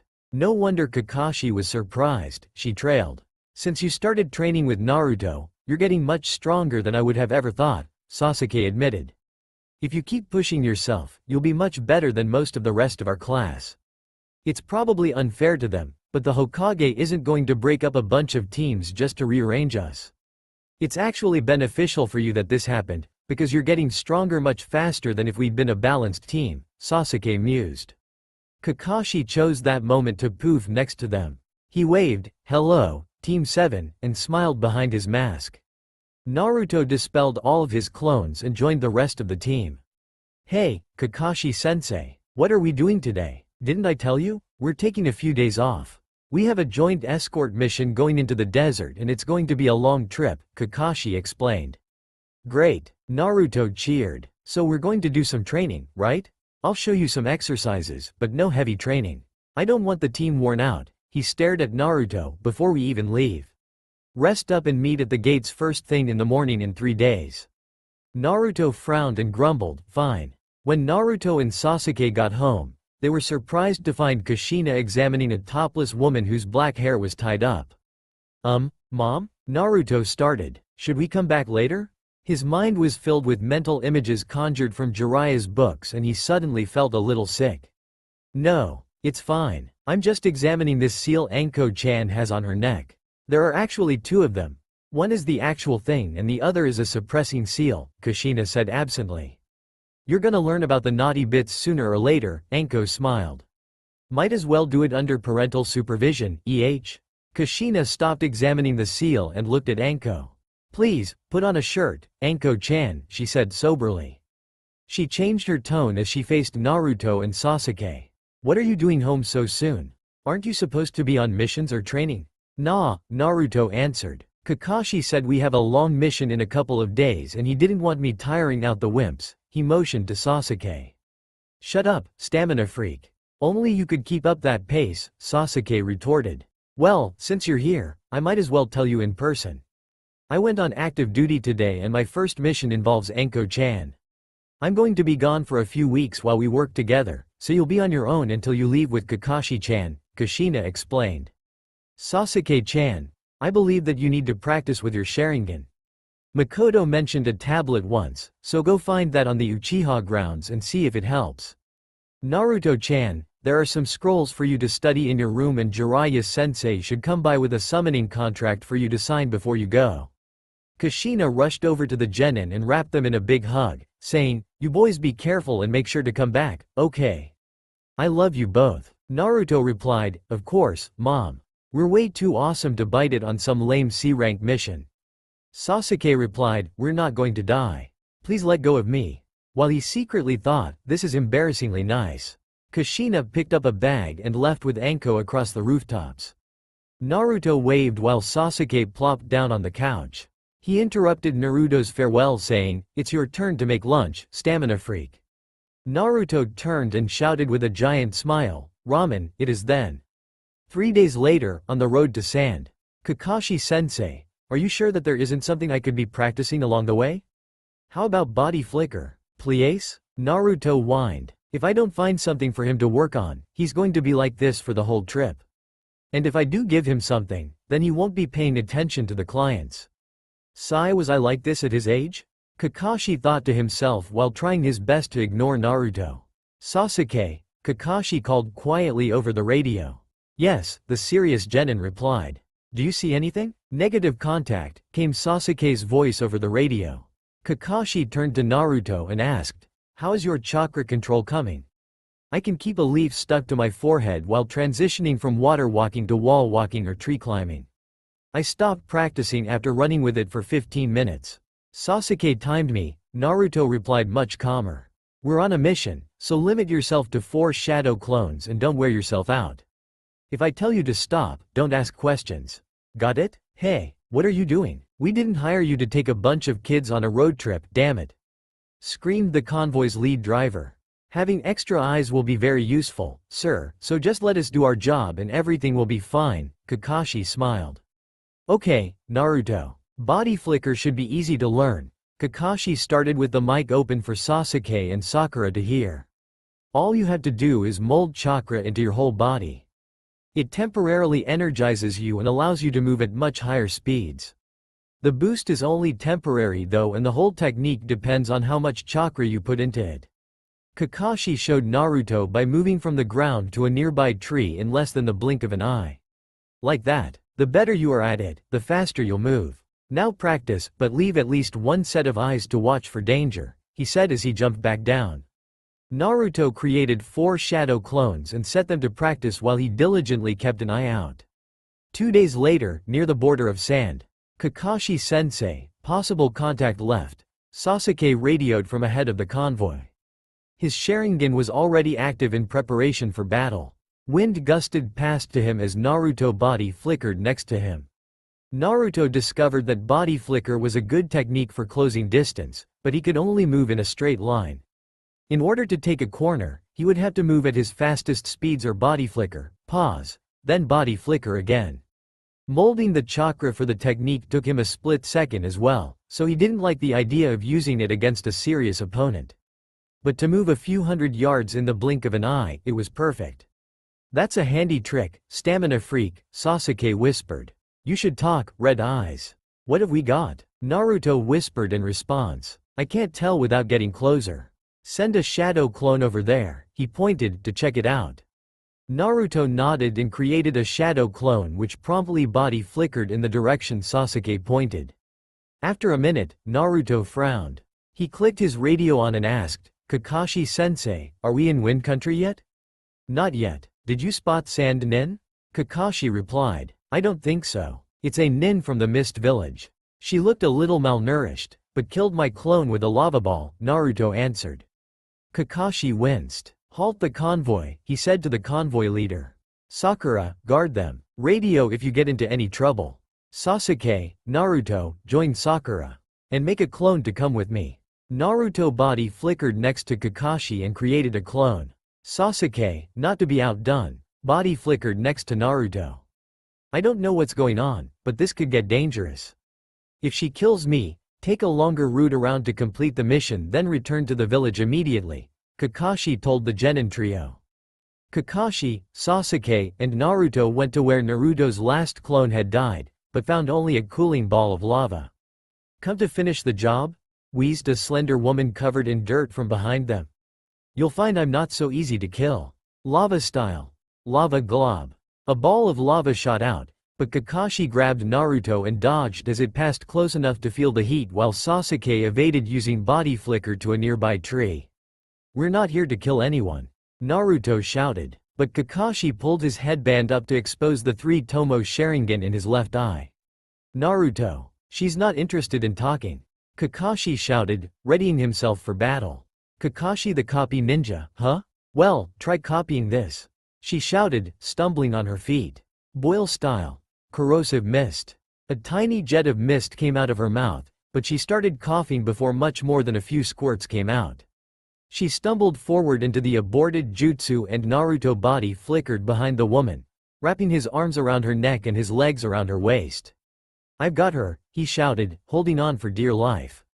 She spun around and smashed backward into a tree, dispelling the shadow clone. What the, was all that she managed to say as Kakashi struck her from behind, knocking tired woman out. Sakura, tell the convoy to prepare a tent, Kakashi radioed. Inside the large tent, but we're not Hunter Nin. She's from another village and she looks like she's lost. We should just give her directions home and be on our way, Naruto argued. Kakashi frowned behind his mask. She might have comrades nearby, Naruto. We don't know why she's here. We can't just let her go. On the other hand, we aren't at war with the village hidden in the mist, so we could just let her go and file a report on the incident. Still, I'd like to hear her explanation before I decide. And it looks like she might be out for a while. The woman rolled over and started pushing herself up. Naruto ran over with Sakura and said with a smile, "Hello. You're awake already. I'm Naruto Uzumaki. Who are you? Didn't I kill you, Naruto Uzumaki? Am I dead?" The woman grumbled. "Not dead, just in a very precarious state. I can tell that you are an extremely dangerous kunoichi, but as exhausted as you are right now, I don't think you should strain yourself," Kakashi said, smiling. "What are you Leaf Ninja doing here?" she asked. "This is Fire Country. Why wouldn't we be here?" Naruto commented. "Where do you think you are?" Kakashi asked. "Are you the interrogation team then?" she asked with icy resolve. "We do things differently than the Bloody Mist. We just happen to be in the area.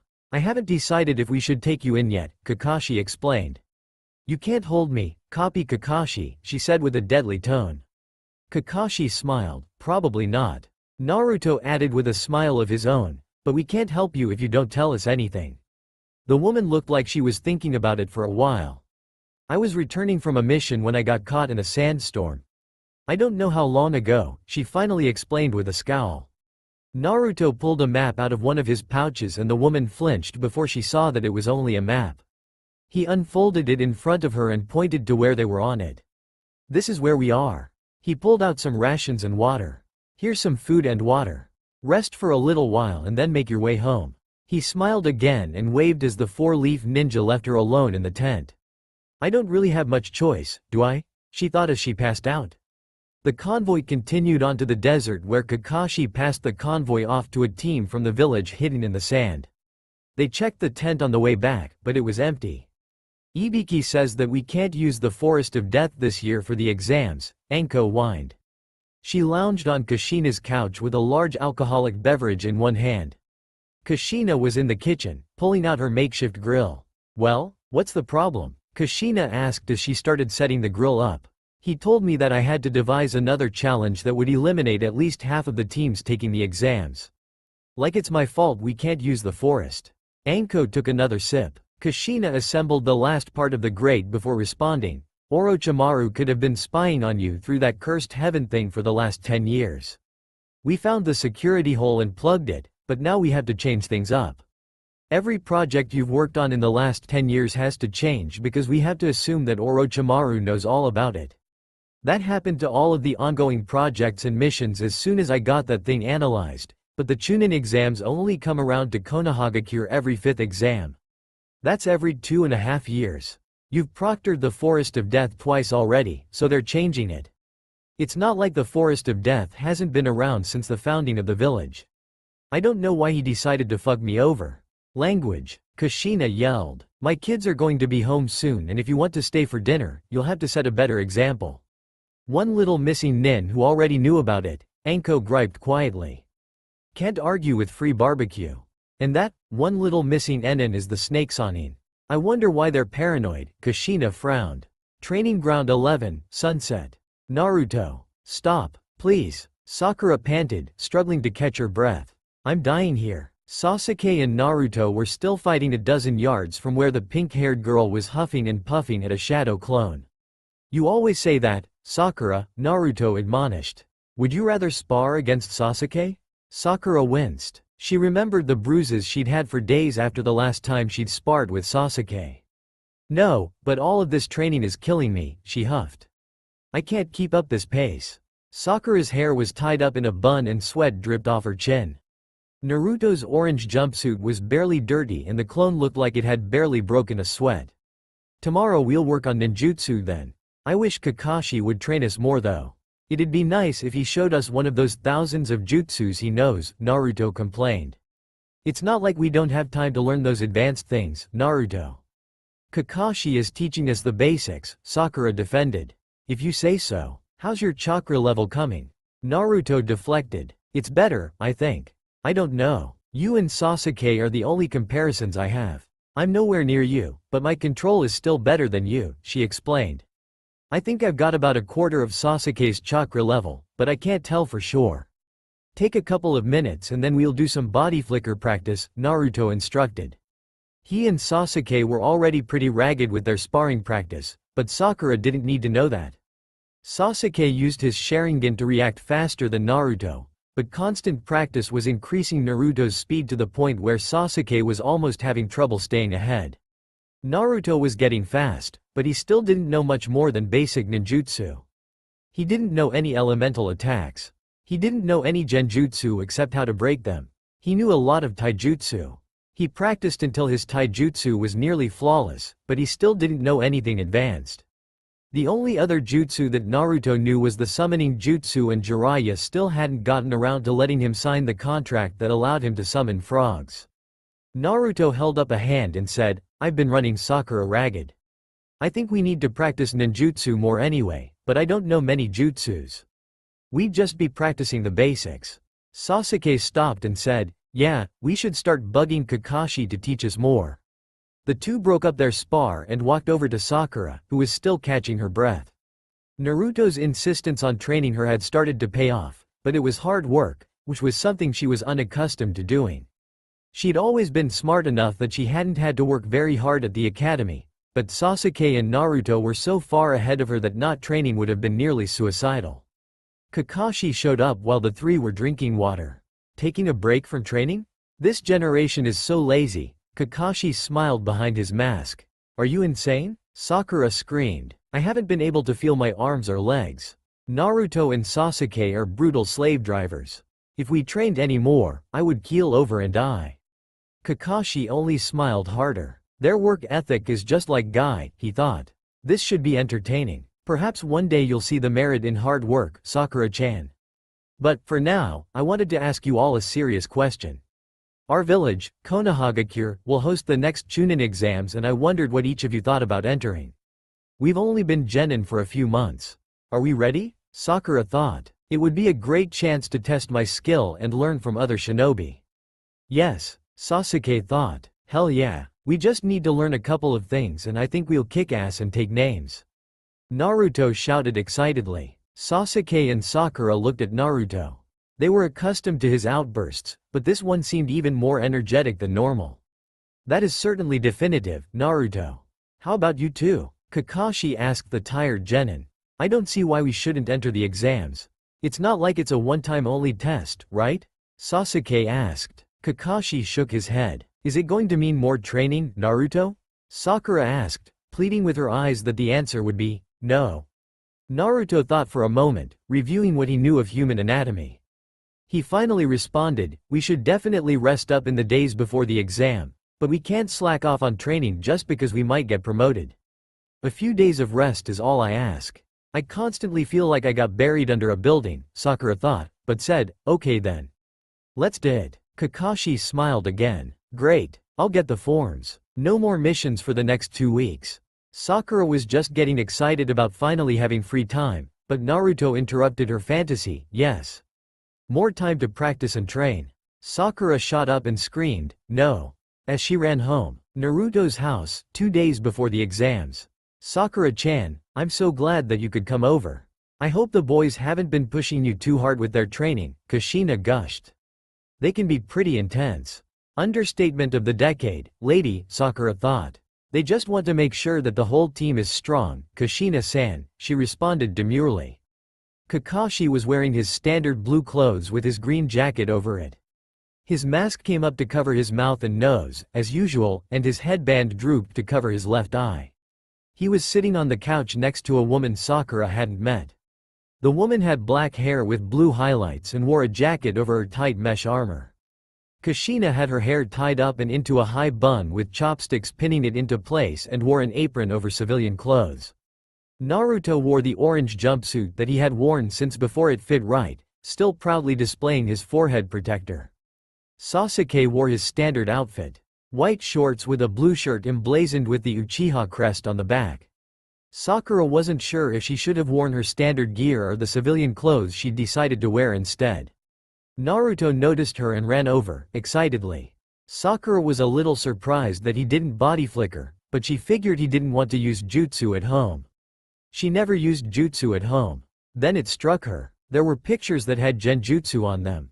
There weren't many pictures in the 2-bedroom apartment, but all of the ones on display had genjutsu on them. Before Sakura could think any further, however, Naruto grabbed her arm and pulled her over to the couch.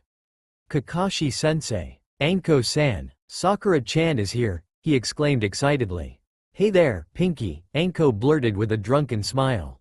Nice to meet ya. Glad you could make it, Sakura-chan, Kakashi smiled. He had a drink that was only half full, but his mask was still on.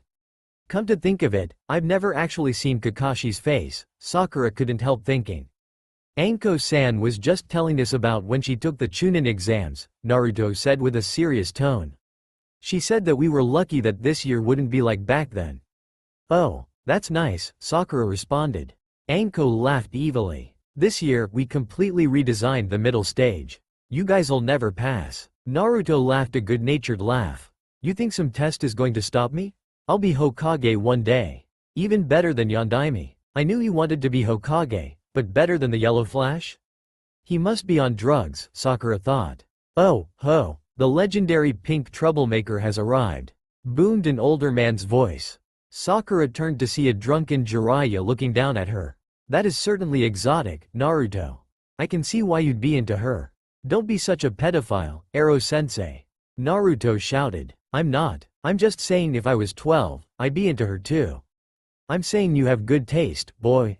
Jiraiya argued with Naruto. Sakura was suddenly and intensely uncomfortable. She snuck back away from the two boisterous arguers, seeking safe haven. Her choices were Kushina and the Hokage or Sasuke. She chose Sasuke. Hi, Sasuke, she smiled. This is quite the get-together, isn't it? He grunted. Yeah, a real gathering of legends. And none of them want to teach anything, he frowned. Sakura sat silently, unsure of how to respond. She was very uncomfortable with just about everyone in the room. She quietly looked around, hoping to find someone who would be better company than Sasuke, who was in one of his moods, apparently. She remembered the genjutsu as she looked around and decided, finally, to break it. She looked at one of the pictures. Then over at Naruto, who was still arguing with Jiraiya-sama. Then back at the pictures. Then to Jiraiya and Naruto. Then back to the pictures. No way, she whispered, her face draining of all color. No, she whispered as she slowly stood. This is completely unfair, she shook. Why didn't anyone tell me? Sakura started to scream, but Sasuke clamped his hand over her mouth before she could finish. Training Ground 17, the night before the exams. Naruto had 50 shadow clones practicing the basic jutsu and control exercises that he knew in various combinations. Some practiced body flicker while keeping a leaf on their foreheads. Some practiced tree climbing then water walking and back. Some practiced replacement while under a henge transformation. Some threw kunai at targets while others tried to block and interfere. He wasn't happy with just practicing basic techniques, but he was sure that he could convince someone he knew to teach him more eventually. And Jiraiya had drilled him with the idea that learning the basics creates a foundation for learning more complex ideas, during his initial academy days. After practicing all day, Naruto was getting tired. His clones started dispelling and he could feel that he was running low on chakra. Just a little more, he thought as he tried to draw more chakra. Just what are you trying to do? A strange, deep voice boomed from everywhere. Who's there? Naruto asked as the world started to fade. But instead of the normal black that accompanied unconsciousness, he found himself underground, in front of a massive gate with a shallow, endless puddle of water underfoot. You don't have any chakra left and I didn't say that you could have any of mine, boy. The same voice rumbled from the darkness beyond the gate. Who are you? Naruto asked, approaching the gate cautiously. A wave of hate washed out from behind the bars of the gate, but Naruto just stood there, letting it wash past him. He could feel the chakra in it and that it had filled him with as much chakra as he had first thing in the morning. We're inside of me, aren't we? Who are you? What is this? Naruto asked again. Break the seal and let me out. The voice rumbled. Naruto looked up and saw a paper seal over the lock that kept the gate closed. The seal looked oddly familiar, but he couldn't place it. He hesitated for a few long seconds before a giant, angry, red fox head snapped at the gate. Let me out. Naruto jumped in surprise. Not if you're going to snap at me. And you won't even tell me your name. I'm outta here. The world came back into focus, but it was tinged in red. Naruto started practicing again and found that he was much faster and stronger than normal. It was almost like when he used body flicker, except he wasn't just faster and it wasn't just in the instant like body flicker. I have to remember to look into this after the exams, he thought as he practiced. The Chunin exams, second floor. Get out of here, scum, a voice said coldly. You'll never pass anyway, so just go home. The sign above the door read, 302, and two boys were blocking the door. Sakura had seen through a much better genjutsu just a few days before, so she easily saw through it. Sasuke just watched as a boy in green spandex got up said, I am sorry, but I must go into the test room. I am aware that we are not permitted to fight outside of the exam, but if you do not allow me inside, I will have to force my way through.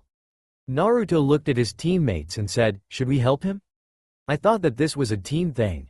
Where's his team? A boy with long, dark hair and strange lavender eyes tapped the green spandex boy on the shoulder. Lee, come on. There are other ways in. Let's go. Lee looked like he was about to explode, but said, of course, Neji. Let us go through another entrance. Come on, guys, Naruto said calmly as the three went up to the third floor, where the exam would take place. The room was filled with many genin teams. There were headbands from the 5 major villages and several minor villages. Shikamaru, Choji, and Ino were there already. They were talking to another team that had graduated with their class. The first was a scruffy-looking boy with a puppy on his head. The second was the very shy Hinata, whose eyes were the same as that boy from downstairs, now that Naruto had a chance to take a good look at her. The third was another quiet one that Naruto didn't immediately recognize. You're here too? How troublesome, Shikamaru commented as Team 7 approached. Is this our entire genin class? Naruto asked with a smile. Man, we're all doing great if we're all up for Chunin so soon, right? How did you make it, dead last? The boy with the dog sneered. You barely passed the genin exams. Sasuke must be carrying you. Ino had already snuggled right up to Sasuke. Sakura just felt ashamed for her friend. She was sizing up the other genin. Most were at least a year older than their class. Naruto laughed. Yeah, Sasuke is carrying us. Shikamaru just repeated, how troublesome. An older boy with grayish hair and purple clothes came over to the genin group. Hello there, I see that you're new. Would you like some help? I have these neat data cards that I've compiled over the years to help me strategize. My name is Kabuto, by the way. Sure, said the boy with the dog. Who've you got info on?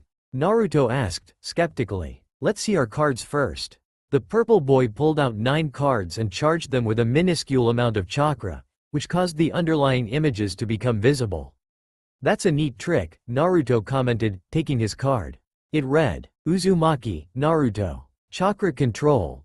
1.5, 10. Chakra level. 9/10. Academics. 1/10. D-rank missions. 87/87. C-rank missions. 14/14. Known ninjutsu. Shadow clones. Replacement. Clones. Transformation. Technique. Known genjutsu. None. Known taijutsu.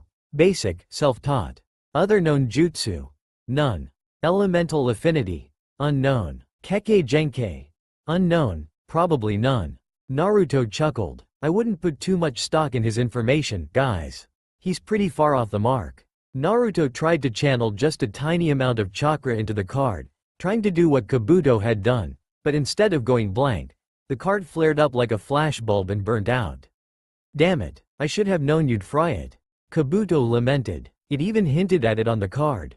Since you've got it memorized anyway, I guess it wasn't that big of a deal, Naruto said, secretly guilty that he'd burned out the card. He handed back the blackened square anyway. Sorry that I burnt it though. Take your seats, boomed a tall, scarred man wearing a black leather coat at the head of the room. Everyone scurried into seats. They took the nearest available seats, since nobody knew if there were any assigned seats. The man didn't seem to care. Welcome to the first part of the Chunin exam.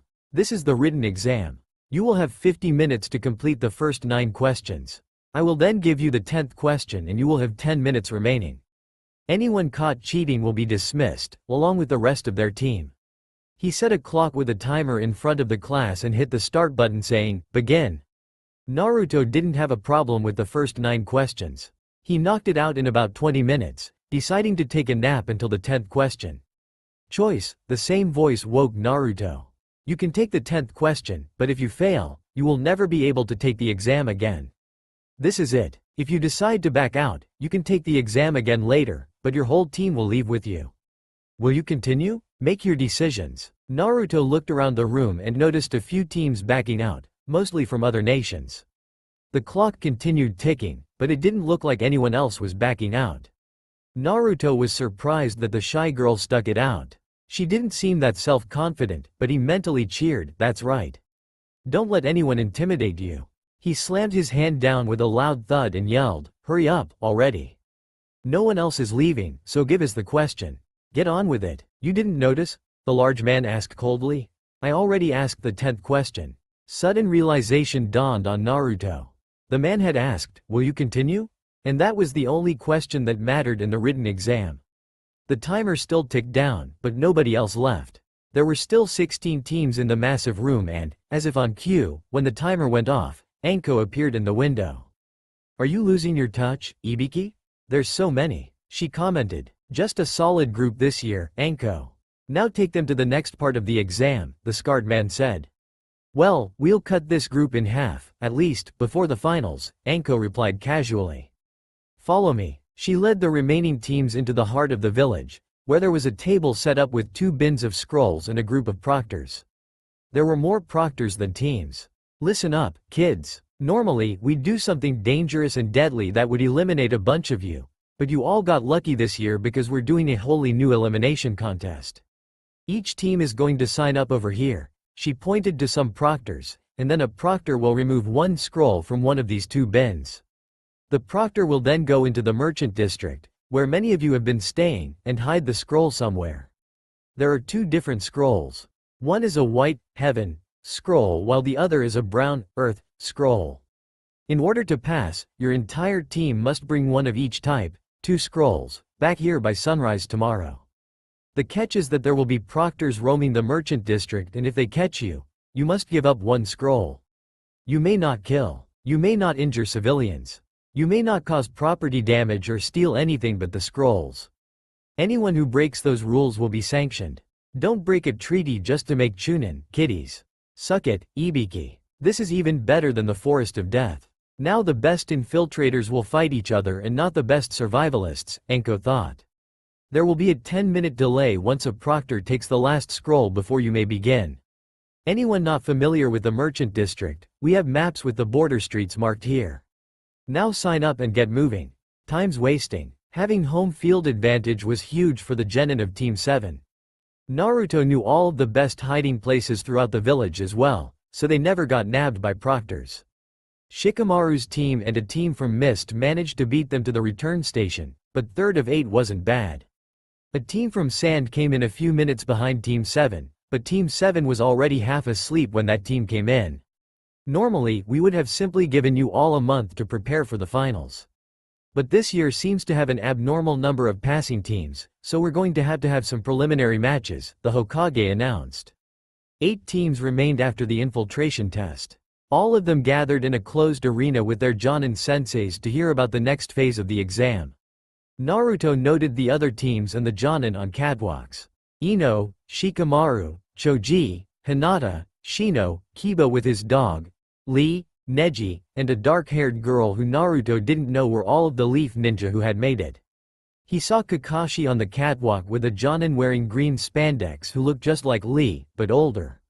Among the Leaf Jonin, there was a woman with long, dark hair and red eyes next to a tall man with short, spiky black hair and a beard. There was a team from Sand, Clouds, Rocks, and Mist each. The Mist Jonin was a tall woman with long, auburn hair and green eyes. Naruto recognized her from his first C-rank mission. He hadn't had much contact with any of the genin, but he knew that ninja would be tricky no matter what and wasn't overconfident.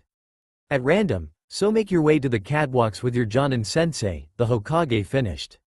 Crap, I wasn't paying attention to what the old man was saying. Here's hoping I'm not first up, Naruto thought. The entire group of genin proceeded up the catwalks while a proctor waited in the middle of the arena. Everyone was looking up at a giant board expectantly.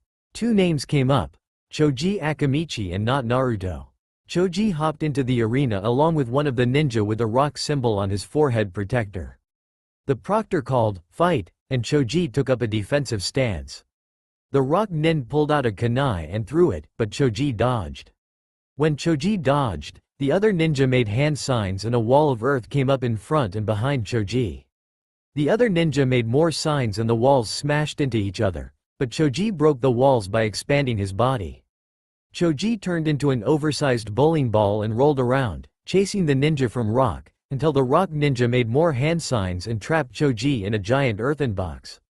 After a few minutes of slamming noises from the inside of the box, the proctor called the match for the rock ninja. The giant board changed and 2 more names came up. Naruto didn't recognize either, but a ninja from Mist with a sword and a ninja from Cloud with a sword hopped down into the arena. That battle was short, because the Cloud Nin charged his sword with lightning and cut the Mist Nin's sword in half and then stabbed the Mist Nin through the arm, pinning the Mist Nin to the wall while his other hand held a kunai at the Mist Nin's throat. The proctor called the match for the Cloud Nin. The giant board changed again, reading, Naruto Uzumaki, and Kankuro of the Desert. Naruto hopped down as did the sand ninja dressed in black with strange face paint. Kankuro had a bundle on his back that Naruto wondered about, but he got into a fighting stance. The proctor called, fight, and Naruto body flickered at the same time creating 4 shadow clones. He hit Kankuro, knocking the sand genin back, but Kankuro's head opened up, revealing a nozzle that hissed at Naruto. Naruto replaced himself with a shadow clone that dispersed as it inhaled poison gas and 3 others' body flickered around the puppet. One hit the puppet with a low sweep kick, the second simultaneously hit it with a roundhouse kick to the torso, and a split second later the third dropped an axe kick, breaking the strange puppet into pieces with an explosion and a crack in the ground beneath it. The cloud of puppet pieces dispelled the 3 clones. As the shadow clones were dismantling the puppet, Naruto body flickered to the sand ninja who was controlling the puppet and kicked him with a roundhouse kick hard enough to make a wet crunch sound and send the sand ninja flying hard to the ground. Some of the Jonin were making conversation, but the conversations ended when Naruto destroyed the puppet and crunched the puppeteer at the same time. The proctor called the match when it was obvious that Kankuro had a broken arm and several broken ribs. Sorry I kicked you so hard, Naruto said to the injured Kankuro who had a terrified look plastered on his face.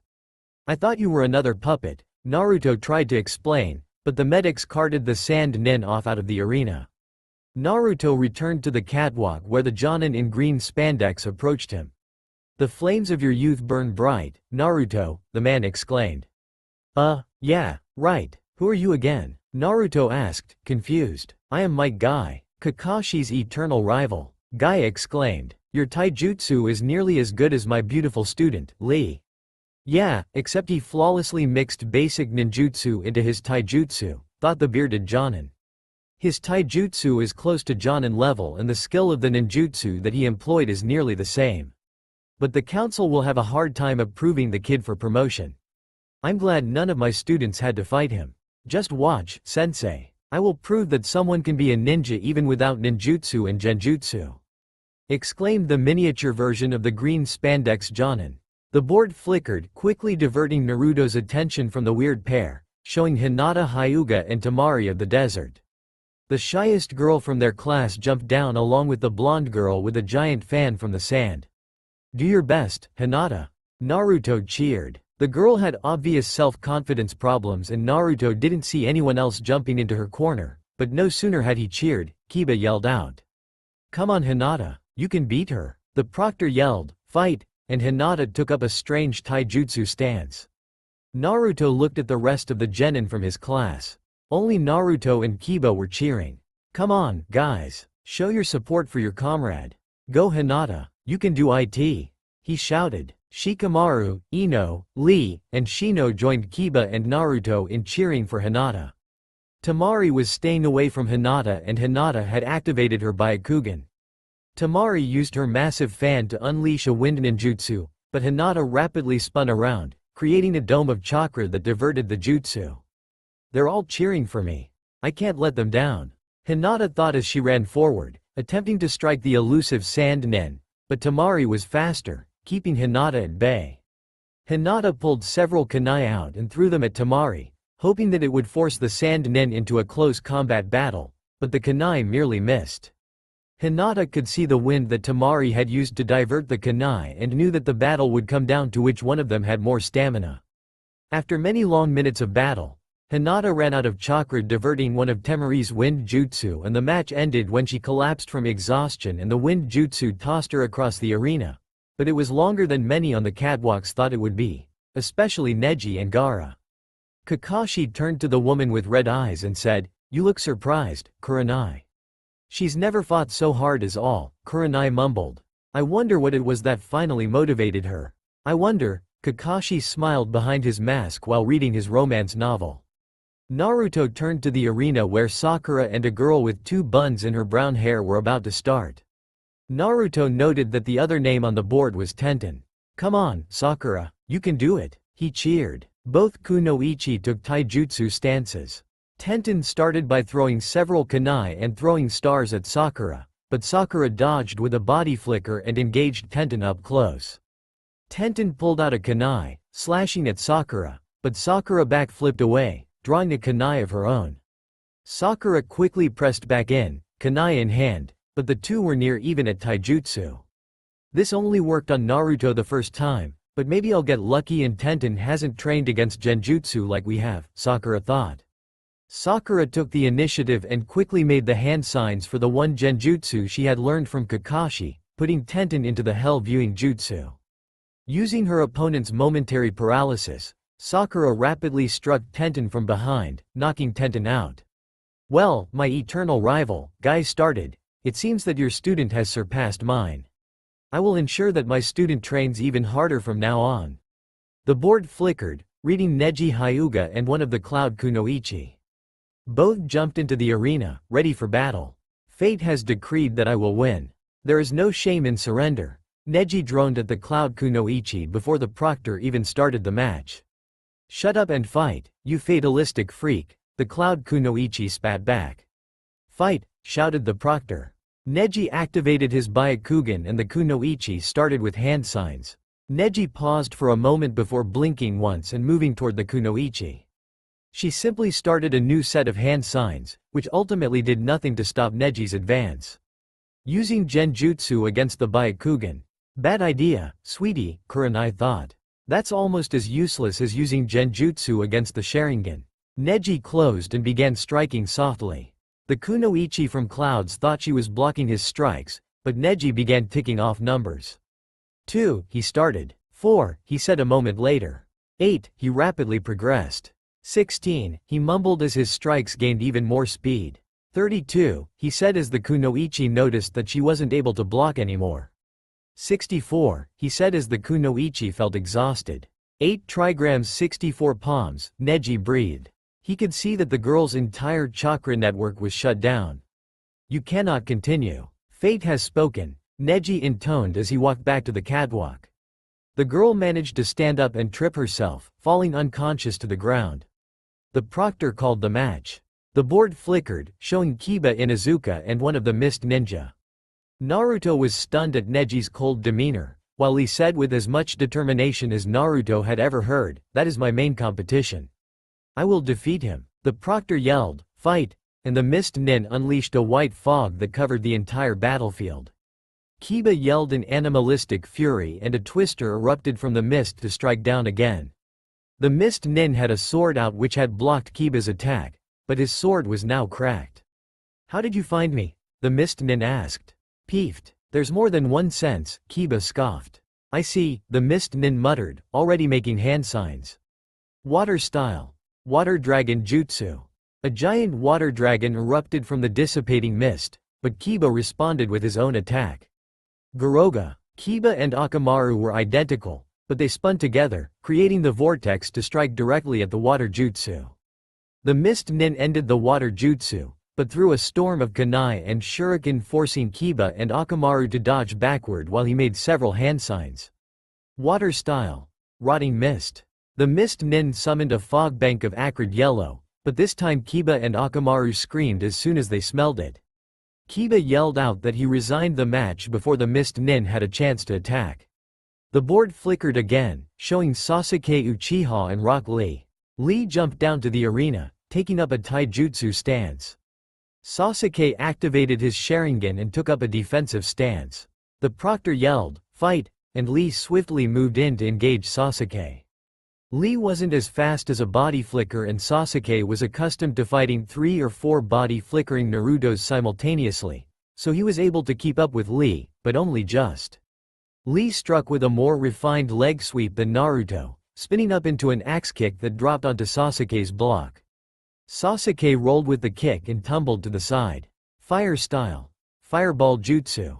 A ball of fire blasted out of Sasuke's mouth, forcing Lee to retreat. Sasuke followed it up with half a dozen kunai thrown at several spots around Lee, hoping that at least one would find a home. Lee dodged them all and ran in to engage again. Sasuke whipped down into the same sweep kick that Lee had previously used against him. But Lee picked up both legs and launched like a missile at Sasuke, striking him in the chest with both feet. Sasuke rolled again, throwing Lee off. Sasuke's body flickered behind Lee, trying to grab the taijutsu expert. Lee felt Sasuke behind him and whispered, "Gate of opening," as the first of his 8 gates opened and he evaded Sasuke's grasp. How many gates can Lee open?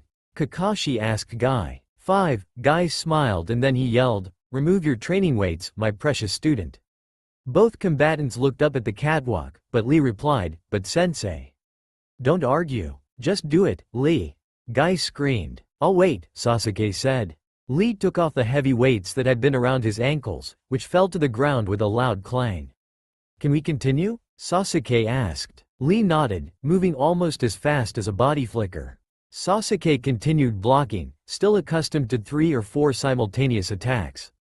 Compared to Lee's rapid succession of attacks, he could still keep up a good defense, but a single target was much more difficult to hit than 3 or 4 targets. Lee partially unraveled the bandages on his hands and forearms, continuing his assault on Sasuke. Sasuke dropped his defense to see what Lee would do and Lee wrapped him in his hanging bandages. As Lee began his spin, Sasuke used a shadow clone as a replacement and watched the technique from 2 angles. His shadow clone dispersed, leaving Lee triumphant, until Lee realized that it had been a shadow clone. Sasuke engaged Lee again, this time using Lee's own moves against him. Lee had long practiced with Guy using the same techniques, so he simply whispered, "Gate of healing," and fought harder. Sasuke, having seen how to open the first gate from Lee, replied, "Gate of opening," and increased his speed to keep up with Lee. "How many gates can Sasuke open?" Guy asked Kakashi. "I have no idea. I never taught him the technique," Kakashi replied. "Without physical training, it is impossible to learn to open the gates," Guy retorted. "Sasuke trains with Naruto every day," Kakashi countered. Guy grumbled as he watched his student's skin turn red and muttered, "Gate of life." Sasuke kept up with Lee only due to his intense training with Naruto and the benefit of his Sharingan. He had no illusions that he would be able to keep up without either of those advantages. Fire style. Phoenix Sage Fire Jutsu. Sasuke unleashed a swarm of fireballs at Lee as he tossed shuriken at the speeding, green taijutsu freak. Lee batted the fireballs, seeming to ignore them as he flew towards Sasuke. "Maybe if I open that second gate? Shit, he's starting to move faster than I can," Sasuke thought as he opened the second gate. The two furiously fought for long seconds before Sasuke had a realization. "Damn it, this is stupid." He admitted that he can't use genjutsu or ninjutsu. He's only used taijutsu so far, so he probably can't defend against it. Sasuke locked eyes with the furious Lee before disengaging and watching Lee fight harder and harder against an illusory enemy. Lee opened the 4th gate, but Guy stepped in realizing that Lee was trapped in Sasuke's simple genjutsu. The proctor called the match as soon as Guy intervened. The board flashed, showing Shino Aburame and the last mist ninja.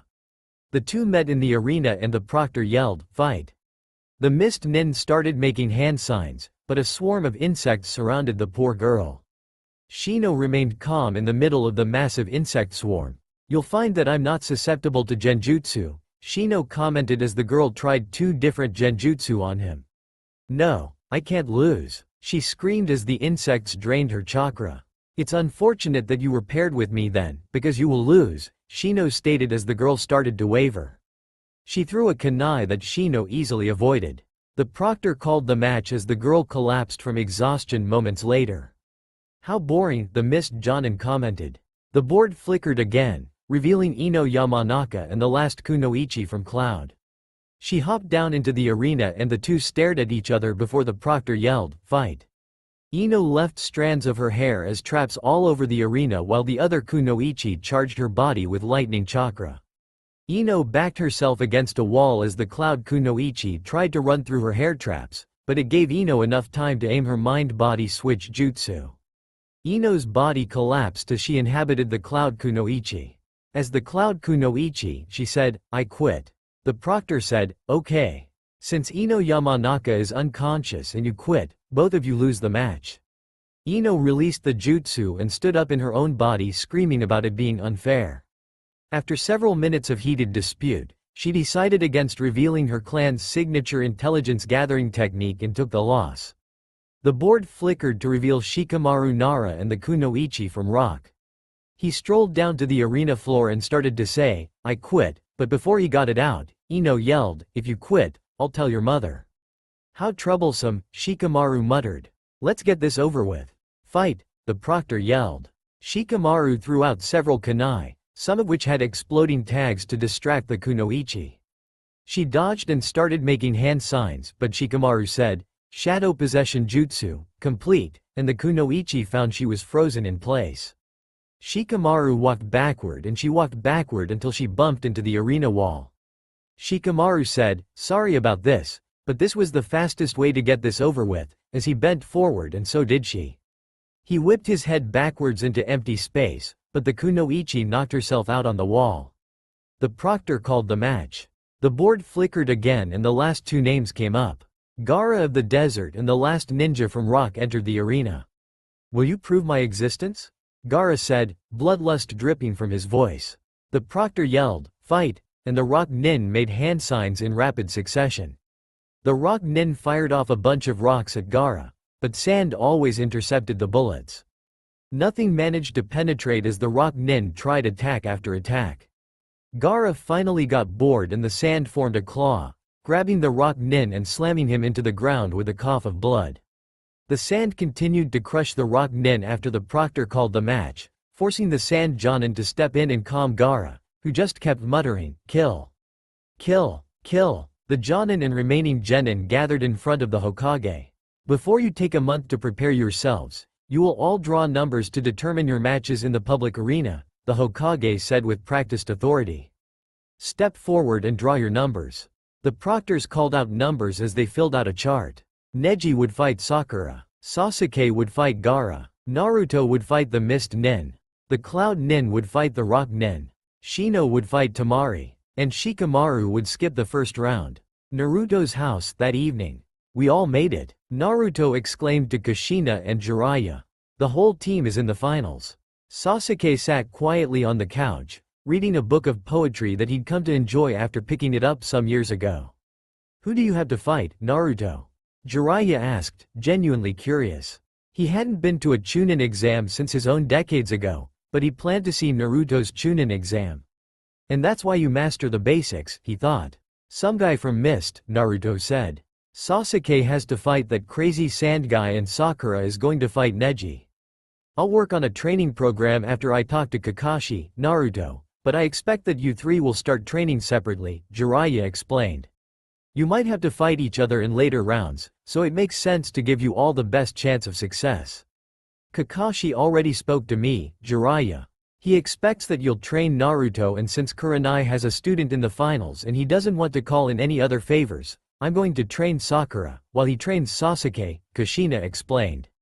They were all surprised by the knock at the door. Everyone except the Hokage that they knew usually used the window. Naruto opened the door to find Hinata, looking petrified. Hello, Naruto," she stammered. Naruto looked outside, down the hall both ways, while Hinata stood stunned at Naruto's abrupt response. "Hi, Hinata. You'd better come in before the hall monster get you," he teased. Hinata didn't know how to respond. Kushina pushed Naruto out of the way and said to the terrified girl, "Why don't you come in and have some tea? It'll calm your nerves and we can chat like civilized people," with a warm, welcoming smile. Hinata entered slowly, sitting in a chair whispering, "Thank you, Uzumaki-san." She looked at Jiraiya, who stared at her, and Sasuke, who ignored her. "Damn, boy, you got girls knocking down the door to get to you." Jiraiya exclaimed as Naruto and Jiraiya started another boisterous argument over the propriety of commenting on Naruto's non-existent love life. Naruto led the Sannin to the couch where they would bother Sasuke instead of Hinata. Damn, she's cute. And not already hung up on Sasuke, Naruto thought while he argued. But she's the heir to a major clan, so maybe it isn't the best idea to get tangled up with her. Hinata sipped her tea while Jiraiya and Naruto made noise in the background. Kushina gave her a reassuring look and said, "Now then. What can I do for you, Hyuga-sama?" "Please, call me Hinata," Hinata started. "I know that I'm not in the finals, but I was wondering if you wouldn't mind training me. You are reputed to have the most stamina of any kunoichi in history and I am weak in that area. Additionally, I thought that I might include Sakura because she is going to fight my cousin and I would dearly like to see him lose. This is perfect. It couldn't have worked out better if someone was planning it." Kushina thought. "I think that we can arrange that, Hinata. But will your family have any problems with it? My father is grooming my sister to take over the clan and my team won't be on any missions, so I doubt he would have noticed, but I asked him before I came here anyway and he told me that it wouldn't bother him," Hinata explained. "All Hyuga women have giant S." Jiraiya screamed, holding his hands in front of his chest. Hinata blushed, but pretended not to hear it. "She's right over there and we're only 13, you obnoxious, perverted, pedophile." Naruto screamed back, "I'm saying for you not for me. And I'm just a pervert. I'm not a pedophile." Jiraiya defended, before noticing Kushina, Sasuke, Naruto, and Hinata all staring at him. He stopped screaming and calmly said, "Right. I'll go find a hotel then," fleeing out the window at top speed, fearing for his life. "There's an owner's manual for the Sharingan?" Kakashi asked Sasuke as the two entered the Uchiha family temple, displaying an uncharacteristic level of surprise. Sasuke brought Kakashi into the secret room under the temple to get Kakashi to teach him to unlock more aspects of his own Sharingan, not realizing that Kakashi had never seen it. "All Uchiha know about the stone under the temple," Sasuke explained. "It's amazing that you've managed to mature the Sharingan that you have without any instruction, Kakashi-sensei.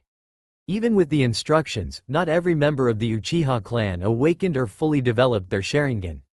The two read the face of the large tablet before activating their Sharingan eyes. The tablet looked different under Kakashi's single, fully developed eye than it did to Sasuke's two, underdeveloped eyes. Training Ground 4. "After you sign the contract, you'll be able to attempt summoning the toads," Jiraiya lectured. "Yes, I understand, Pervy-sensei. Pull out the scroll already," Naruto exclaimed. Jiraiya pulled out the scroll and Naruto signed it.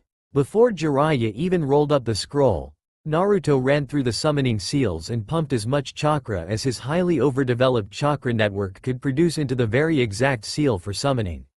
Gamabunta appeared under the startled blonde. "I knew all of the practice would pay off," Jiraiya noted. The enormous toad looked around before grumbling, "What the hell, Jiraiya? I don't see a battle. And why are you down there?" Jiraiya chuckled, "I'm not the one who summoned you," as he pointed to the blonde standing atop the giant frog. "Who are you?" the toad rumbled. "Naruto Uzumaki," Naruto introduced. "What's your name, big guy?" "I am Gamabunta and if you want to summon the Toad Clan, then you have to prove yourself worthy," the toad boomed. "How does that work?" Naruto asked. "Hang on," Gamabunta muttered as he started jumping around. "Uzumaki apartment. What do you mean, I have to take off my clothes?" Sakura exclaimed. "You're fighting a Hyuga. We just so happen to have one of our own. You are going to learn where each and every one of your tenketsu are located.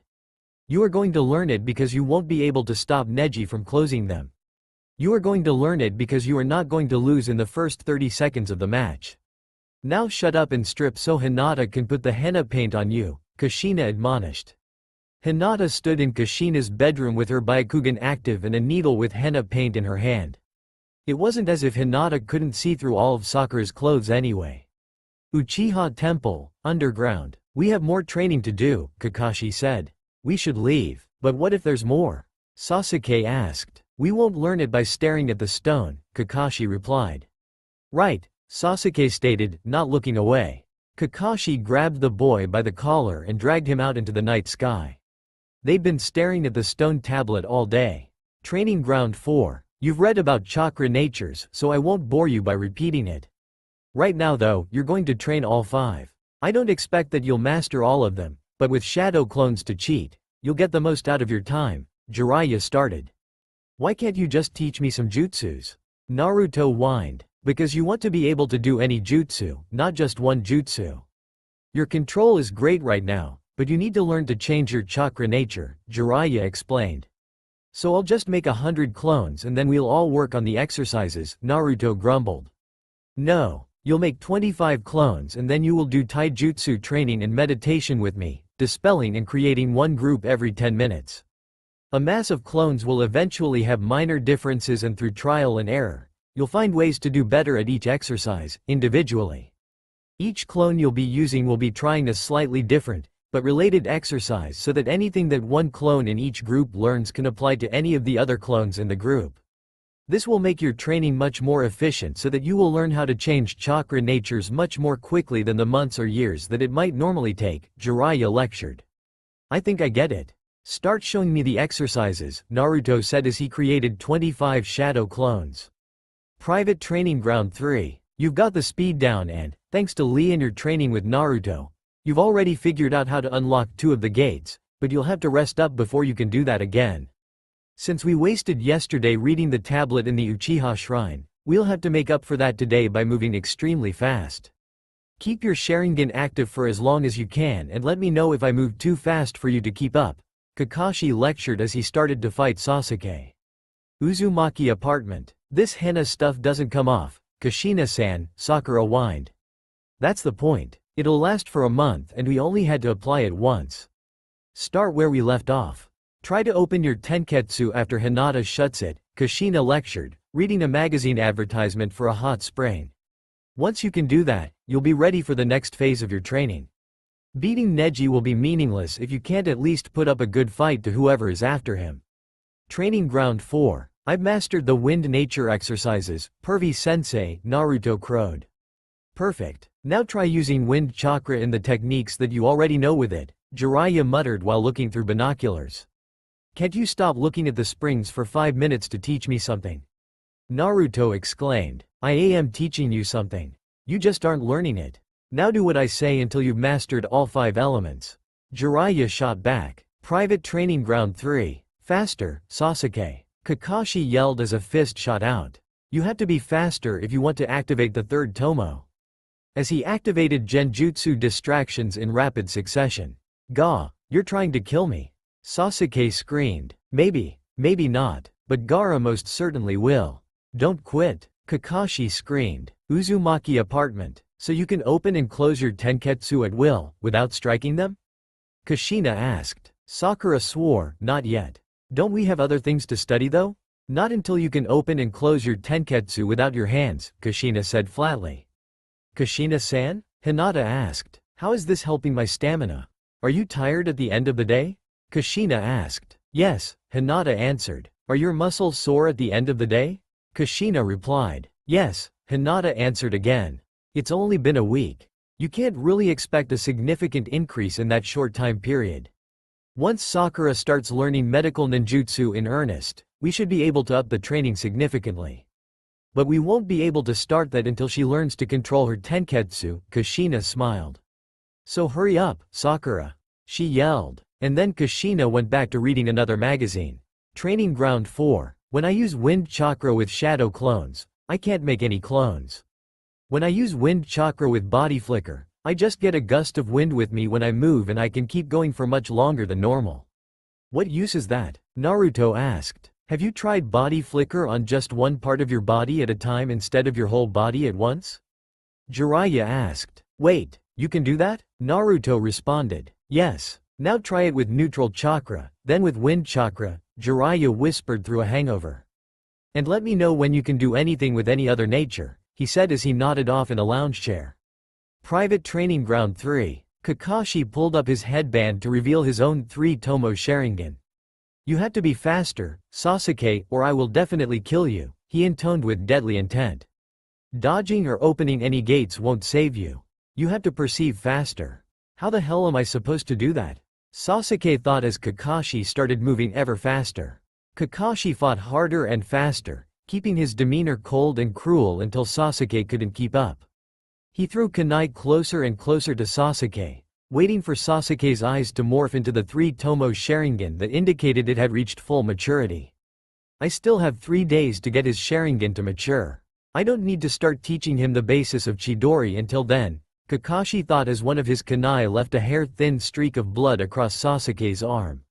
Leaf Hospital. You are going to learn 2 basic healing techniques. The first is how to repair minor damage. The second is how to reinforce tissues and project your chakra into a blow. Hinata is going to come with me and we'll be back when I have to carry her, Kushina explained. Are you dumping me off at the hospital to train Hinata? Sakura asked. No, I'm leaving you with experienced medics to teach you the principles involved in the techniques that you are going to need by the time I get done with Hinata, Kushina explained. You've already studied basic anatomy. Now, you're going to get a 4-day crash course and a few rounds in practical application. We'll see where you're at afterward, Kushina lectured. Hurry up or you'll be late. I had to call in some very old favors to get this for you. Sakura started following around the medic Nen, asking questions about the 2 topics Kushina had mentioned, much to the annoyance of the medic Nen. Ichiraku Ramen. I'm doing much better with Earth Chakra, but I'm still lagging with fire, lighting, and water. I don't get it. The harder I try, the worse those elements get, Naruto complained over lunch. Those elements aren't about pure effort, Naruto. Only Earth is about sheer stubbornness. You know that. Focus on what those elements are at their cores and you should make some more progress, Jiraiya said between slurps of ramen. Naruto stopped and slapped his forehead.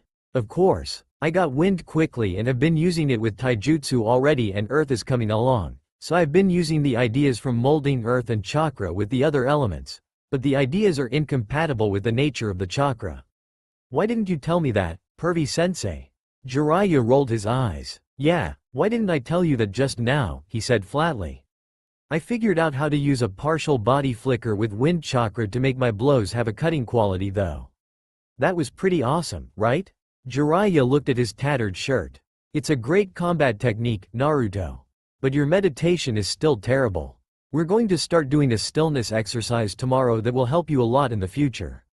But meditation is boring, Naruto whined. You'll thank me someday, Jiraiya muttered as he ignored the whining blonde. Private Training Ground 3. You almost killed me, Sasuke screamed. Your Sharingan is now fully matured. It never would have happened without the life or death stress, Kakashi defended. Now we can work on your chakra nature. It should be a matter of days for you to master lightning chakra enough to perform the one unique jutsu that I've created. Wait, what? You're going to teach me your unique jutsu? What is it? Sasuke said, more interested.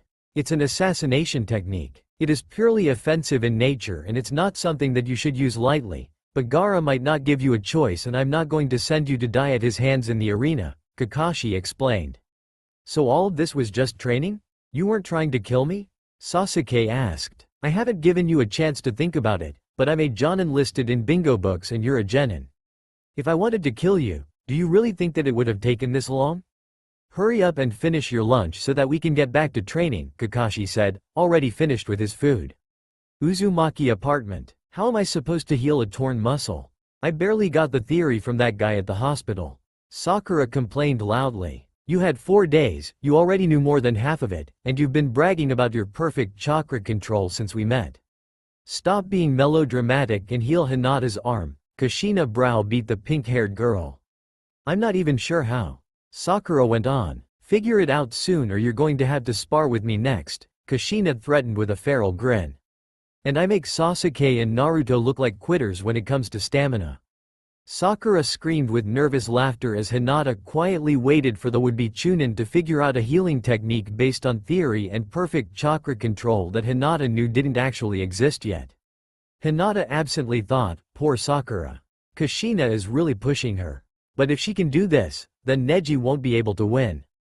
Training Ground 4. I can't quite use lightning as well as wind or earth, but I'm close. Water is still a problem and fire is barely any better. We've still got a week left. Shouldn't I keep training with the elements, Pervy-sensei? It's time to start incorporating the nature transformations into the jutsu that you already know. Plus, you're going to practice the practical application of seals.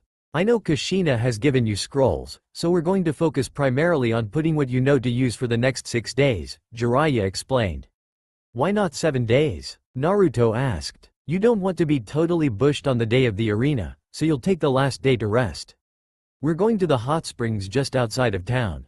We're meeting Sasuke and Kakashi as well as Kushina, Hinata, and Sakura. Jiraiya smiled. You're not implying that you're going to peep on my mother and 2 of my peers, are you, pervy sensei? I'm offended, Naruto. There are plenty of other women for me to peep on, Jiraiya smiled. And some of them pay for the privilege. Jiraiya imagined some of his favorite jobs. Private Training Ground 3. Sasuke breathed heavily. He just put a hole in a boulder the length of his arm with his chidori.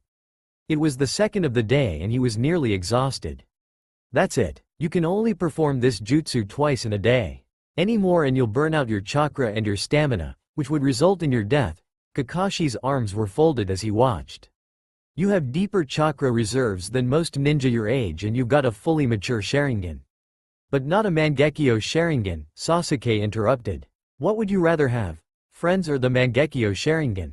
Kakashi asked redundantly. Can't I have both? Sasuke asked. There is no way that I know of to have both, Sasuke. It's one or the other. Believe me when I tell you that I would trade almost anything to get my friends back. If I had a choice, I would choose friends, Kakashi said forlorn. Uzumaki apartment. You can knit some of your tissues back together, Sakura, but you can't enhance them with your chakra, Kushina evaluated.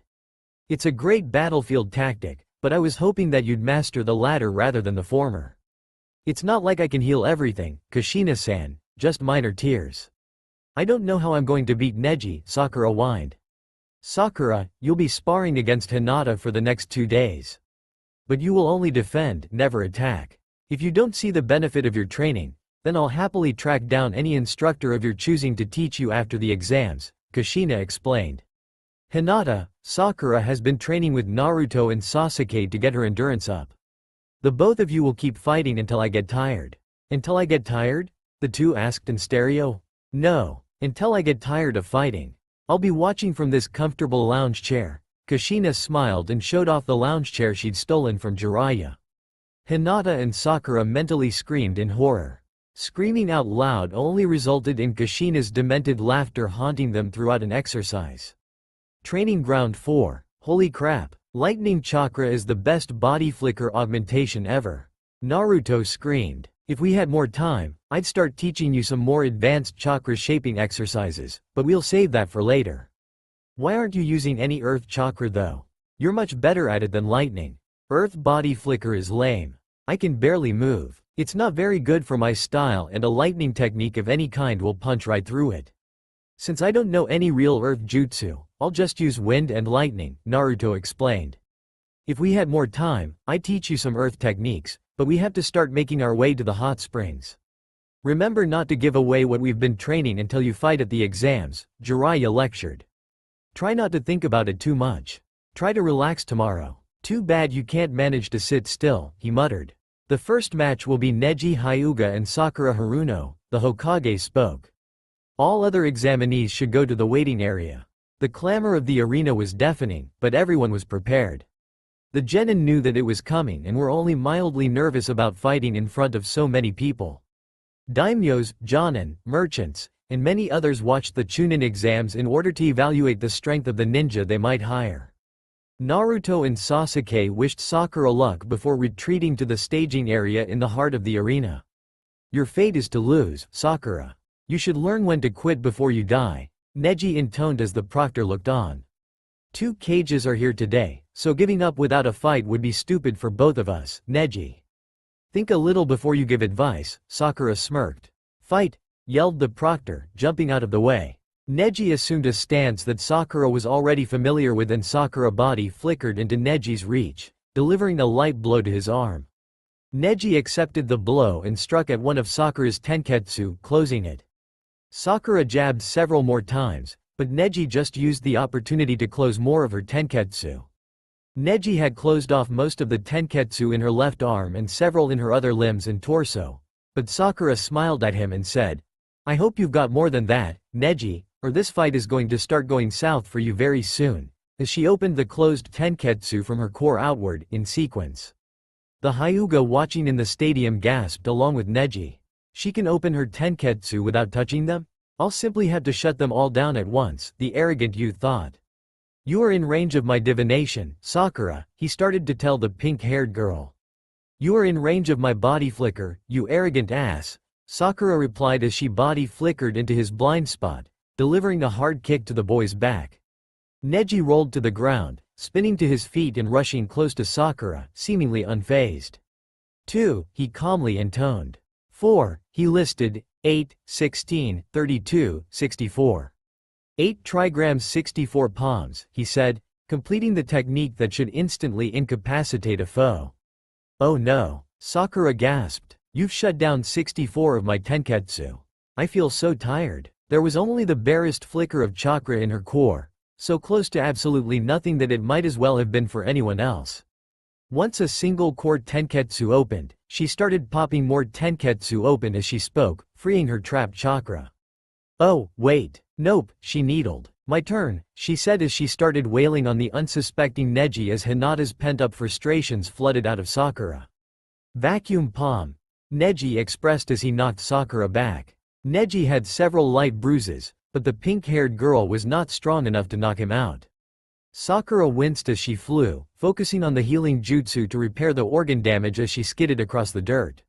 She pulled out several kunai and threw them in rapid succession at Neji, creating a barrage that she knew he couldn't dodge. He simply spun, creating a dome of chakra around him that seemed to deflect all of the incoming projectiles.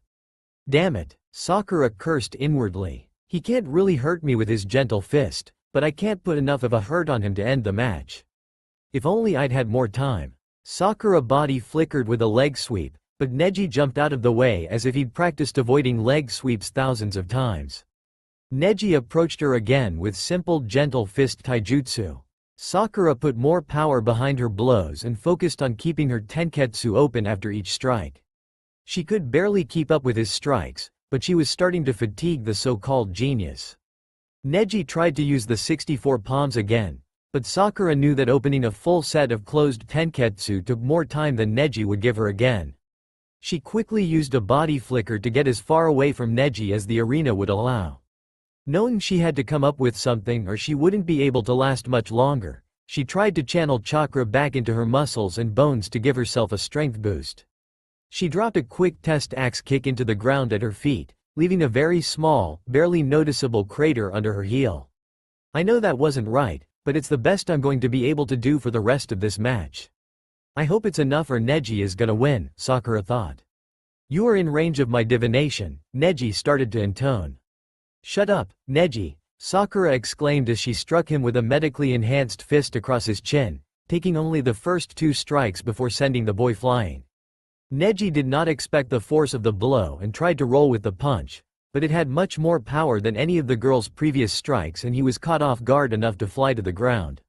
The proctor approached Neji, checked the boy for injuries and announced. Winner. Sakura Haruno. The crowd cheered as Sakura waved on her way back to the staging area. She won, which meant that she'd have to fight again after everyone else finished. She didn't have any tricks for beating anyone else, but at least the first match was over. Hinata secretly smiled, knowing that Neji had finally gotten a taste of what it had been like for her for so long, but she found herself feeling sorry for him because being the best had long been the only thing he cared about since his father died. Naruto and Sasuke waited for Sakura to reach the waiting area before congratulating her. I knew you were strong, but you took out Neji. He dropped that other girl like it was part of his morning ritual. Way to go, Sakura. Naruto shouted. It was pretty boring, but what matters is that you won, Sakura, Sasuke said. How did you avoid getting your chakra network shut down by his attacks though? I didn't avoid it. Kushina-sensei taught me how to open and close my tenketsu at will. I have no idea how I'm going to move past the next round though. We kind of specialized during my training, Sakura smiled nervously. Next up, Shino Aburame and Tamari of the desert, an announcer boomed. Tamari strolled out with her fan while Shino moved slowly into position. Fight! The proctor shouted before jumping away. I wonder if you'll have as much luck against me as you did my teammate, Shino wondered aloud. That depends, Bug Boy. Are you as weak as she is? Countered Tamari. You'll find that weakness is relative, I think, Shino opined as his tunneling insects began crawling up Tamari's legs. Tamari screamed and danced, trying everything she could to scrape them off, even going so far as to glide on her enormous fan. But her panic allowed the chakra-eating bugs to feed from her reserves. She barely noticed in time to create a wind jutsu that scattered the bugs. I have to buy more time, but I can't stand still with this guy or he'll get me with those damned bugs, she thought, still gliding. Shino didn't give her a chance to form a plan, however, throwing kunai at the easy target. Tamari wasn't worried about the kunai and batted them out of the air easily with a gust of wind before noticing the swarm of bugs behind her. She spent a long few minutes swatting bugs away and moving around until she was simply too exhausted to continue and Shino knocked her unconscious. Winner. Shino Aburame, the proctor announced. Shino returned to the staging area where everyone congratulated him on a job well done. Konkuro was in the area with Gaara and the two stayed silent while Tamari was taken to the medical tent by the Leaf Medical Nin. The same booming voice came over the loudspeakers announcing the match between the Cloud Nen and the Rock Nen. Naruto was surprised to see the strange woman from Mist waiting for him as he searched for a bathroom. "Hello there, little Flash," she smiled, her arms across her chest. "Oh, fuck, does she know? Is she here to kill me? Play it cool, Naruto. She isn't exhausted anymore," Naruto thought. "Hi there," he smiled. "I came here special, just to watch you fight." "Naruto, was it?" He nodded. "Don't disappoint me, Naruto. I don't want to think that I owe a debt to someone weak," she smiled eerily. Naruto returned after his little detour to find that the Rock Nen had defeated the Cloud Nen, and that the Mist Genin was already waiting in the arena. "Naruto Uzumaki, please report to the arena. Your match is about to begin," the loudspeaker boomed. Naruto rushed out onto the field, zipping his zipper. Sorry, everyone, I had to take a leak. I'm ready now," he flustered. "Are you sure, Uzumaki?" the proctor asked. "If you have to take a bathroom break, we can move on to the next match." "I'm good, I just had to piss." "Let's do this already," Naruto exclaimed, getting into a basic taijutsu stance. "Okay, fight," the proctor said, jumping away. The Mist Nin quickly summoned a mist as Naruto just stood there. The mist cleared as the befuddled Mist Nin stood next to where Naruto should have stood, his sword already embedded in the ground after what must have been a horrifyingly powerful swing. The Mist Nin looked around, but missed the flash as Naruto crossed the entire arena from the outer wall. Earth and lightning without hand signs. And the speed is impressive. The blonde, spiky hair and the speed are only confirming my suspicions that he's related to the Yellow Flash. He was supposed to be a bachelor, but that wouldn't be a hard thing to conceal from enemies during war, the auburn-haired Jonin thought as she watched the fight. Naruto used an improvised earth technique to tunnel directly beneath his starting spot, replacing himself with a shadow clone. From his position outside the mist, he used lightning chakra to enhance his speed across the arena and then put wind chakra into his fingertips as he struck the Mist Nin's sword, cutting it where he struck. The Mist Nin leapt back, leaving his broken sword as he wove more hand signs. Naruto converted his chakra into water chakra and released it in a massive wave, cancelling out the mist field. The Mist Nin's eyes went wide as bad water chakras simply overwhelmed his technique. How could he have that much chakra? It's not even pure water chakra, the Mist Nin thought. Naruto stood looking at the Mist Nin. "Did you want to try anything else or can I try something?" Naruto asked with a smirk. The Mist Nin pulled out a kunai and charged Naruto in a rage. "That'll work," Naruto chuckled, creating a gale force wind at shoulder level into the charging Mist Nin. He then put his hands on the ground, creating a chasm beneath the Mist Nin. The Mist Nin fell back into a pit instead of the ground he'd expected. Naruto used a neutral body flicker to close into the pit next to the Mist Nin. The Mist Nin threw a shuriken barrage at Naruto, which Naruto dodged by burrowing into the earth. Shadow clones reached up from beneath the Mist Nin, holding the Mist Nin down where most observers couldn't see or hear them. "You put on a good show, but the match is mine. You can walk off or be carried off," Naruto said quickly. "I'm giving you the option." "Carried off," the Mist Nin said seriously. "I can see that your ninjutsu and taijutsu outclass mine, but if I walk off, it will show weakness." Naruto was stunned. He hadn't expected that. "Well, do it already," the Mist Nin hissed. Another arm shot up, wrapping around the Mist Nin's neck, quickly choking him unconscious. Winner. Naruto Uzumaki, the proctor shouted. Naruto strutted off the field, still a little disturbed by the Mist Nin's attitude. The Leaf Genin in the staging area congratulated him on a decisive match. Gaara of the desert and Sasuke Uchiha, please come to the arena, boomed the loudspeaker. Sasuke hopped down to the arena, waiting for Gaara. Gaara was not far behind. Which one of us exists? Gaara's voice dripped death. We both do, Psycho. Sasuke activated his Sharingan eyes. Fight, yelled the proctor. Sand swirled around Gaara, hypnotic whirls spinning everywhere. Sasuke could see the chakra laced in every grain, but he knew there wasn't much he could do about the sand. A tendril of sand lashed toward Sasuke, but Sasuke dodged it easily. Sasuke tried to run past the sand, but even body flickers weren't fast enough to bypass it. Naruto's speed might be fast enough, but I'm not sure. I can't duplicate it right now anyway though, so I'll have to think of something else, Sasuke thought as he blew a fireball at the motionless redhead protected by sand. The sand was fast attacking as well, but Sasuke was faster at dodging.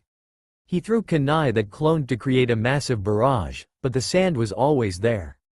Claws of sand erupted, trying to grab him, but he always predicted the sand and dodged easily. Sasuke tried genjutsu, but the illusions didn't faze Gaara's bloodlust. Gaara broke the illusions the same way Naruto did, brute force.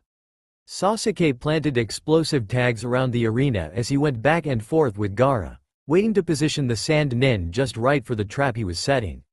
Finally, Gaara stepped into position and Sasuke sent chakra to detonate the tags. Gaara was blasted off his feet, repeatedly, until all of the tags Sasuke had planted were exhausted. Gaara stood, his skin peeling off like sand, his rage evident. A sphere of sand surrounded Gaara as he stood, revealing an eye of sand above and seemingly out of range. Sasuke knew that the only way to attack Gaara would be to strike through the sand. He momentarily thought how nice it might be to have a Byakugan to see through the sand instead of guessing at the inside, but quickly pushed that thought aside. He charged his hand with lightning, the chirping sounds bursting from the jutsu. He started running toward Gaara's sand shell, but the earth rumbled and an explosion sounded from the walls of the village, knocking Sasuke to the ground before he could complete his attack. Sasuke picked himself up and turned to try to see what was happening. What the hell is going on? Why is there a genjutsu over the entire stadium? Or is it the entire village? What was that boom just now? Sasuke thought as he watched the visiting cage leap from the cage's box seat a split second before a strange, purple barrier rose up around it. Naruto had practiced enough with genjutsu to recognize one and practiced disrupting his chakra as a matter of course throughout any day. But the sleeping jutsu that covered the stadium caught him off guard. By the time he noticed what was happening, the cage was standing next to Sasuke and Gaara was starting to lose his mind in the middle of the arena. Most of the Jonin seemed to be pulling themselves out of the genjutsu, but the sounds of battles raging outside the stadium were easily heard. Orochimaru! Jiraiya screamed from the stands as he jumped down to intercept the cage. We should have killed you years ago. Jiraiya summoned two toads that Naruto didn't recognize on his shoulders. Naruto watched in horror as Orochimaru extended his head to bite Sasuke, leaving a strange mark on his friend, before facing Jiraiya. Kukakuku, don't you have a village to save, Jiraiya-chan?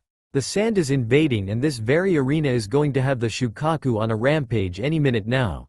The false cage pointed at Gaara's sand-covered form.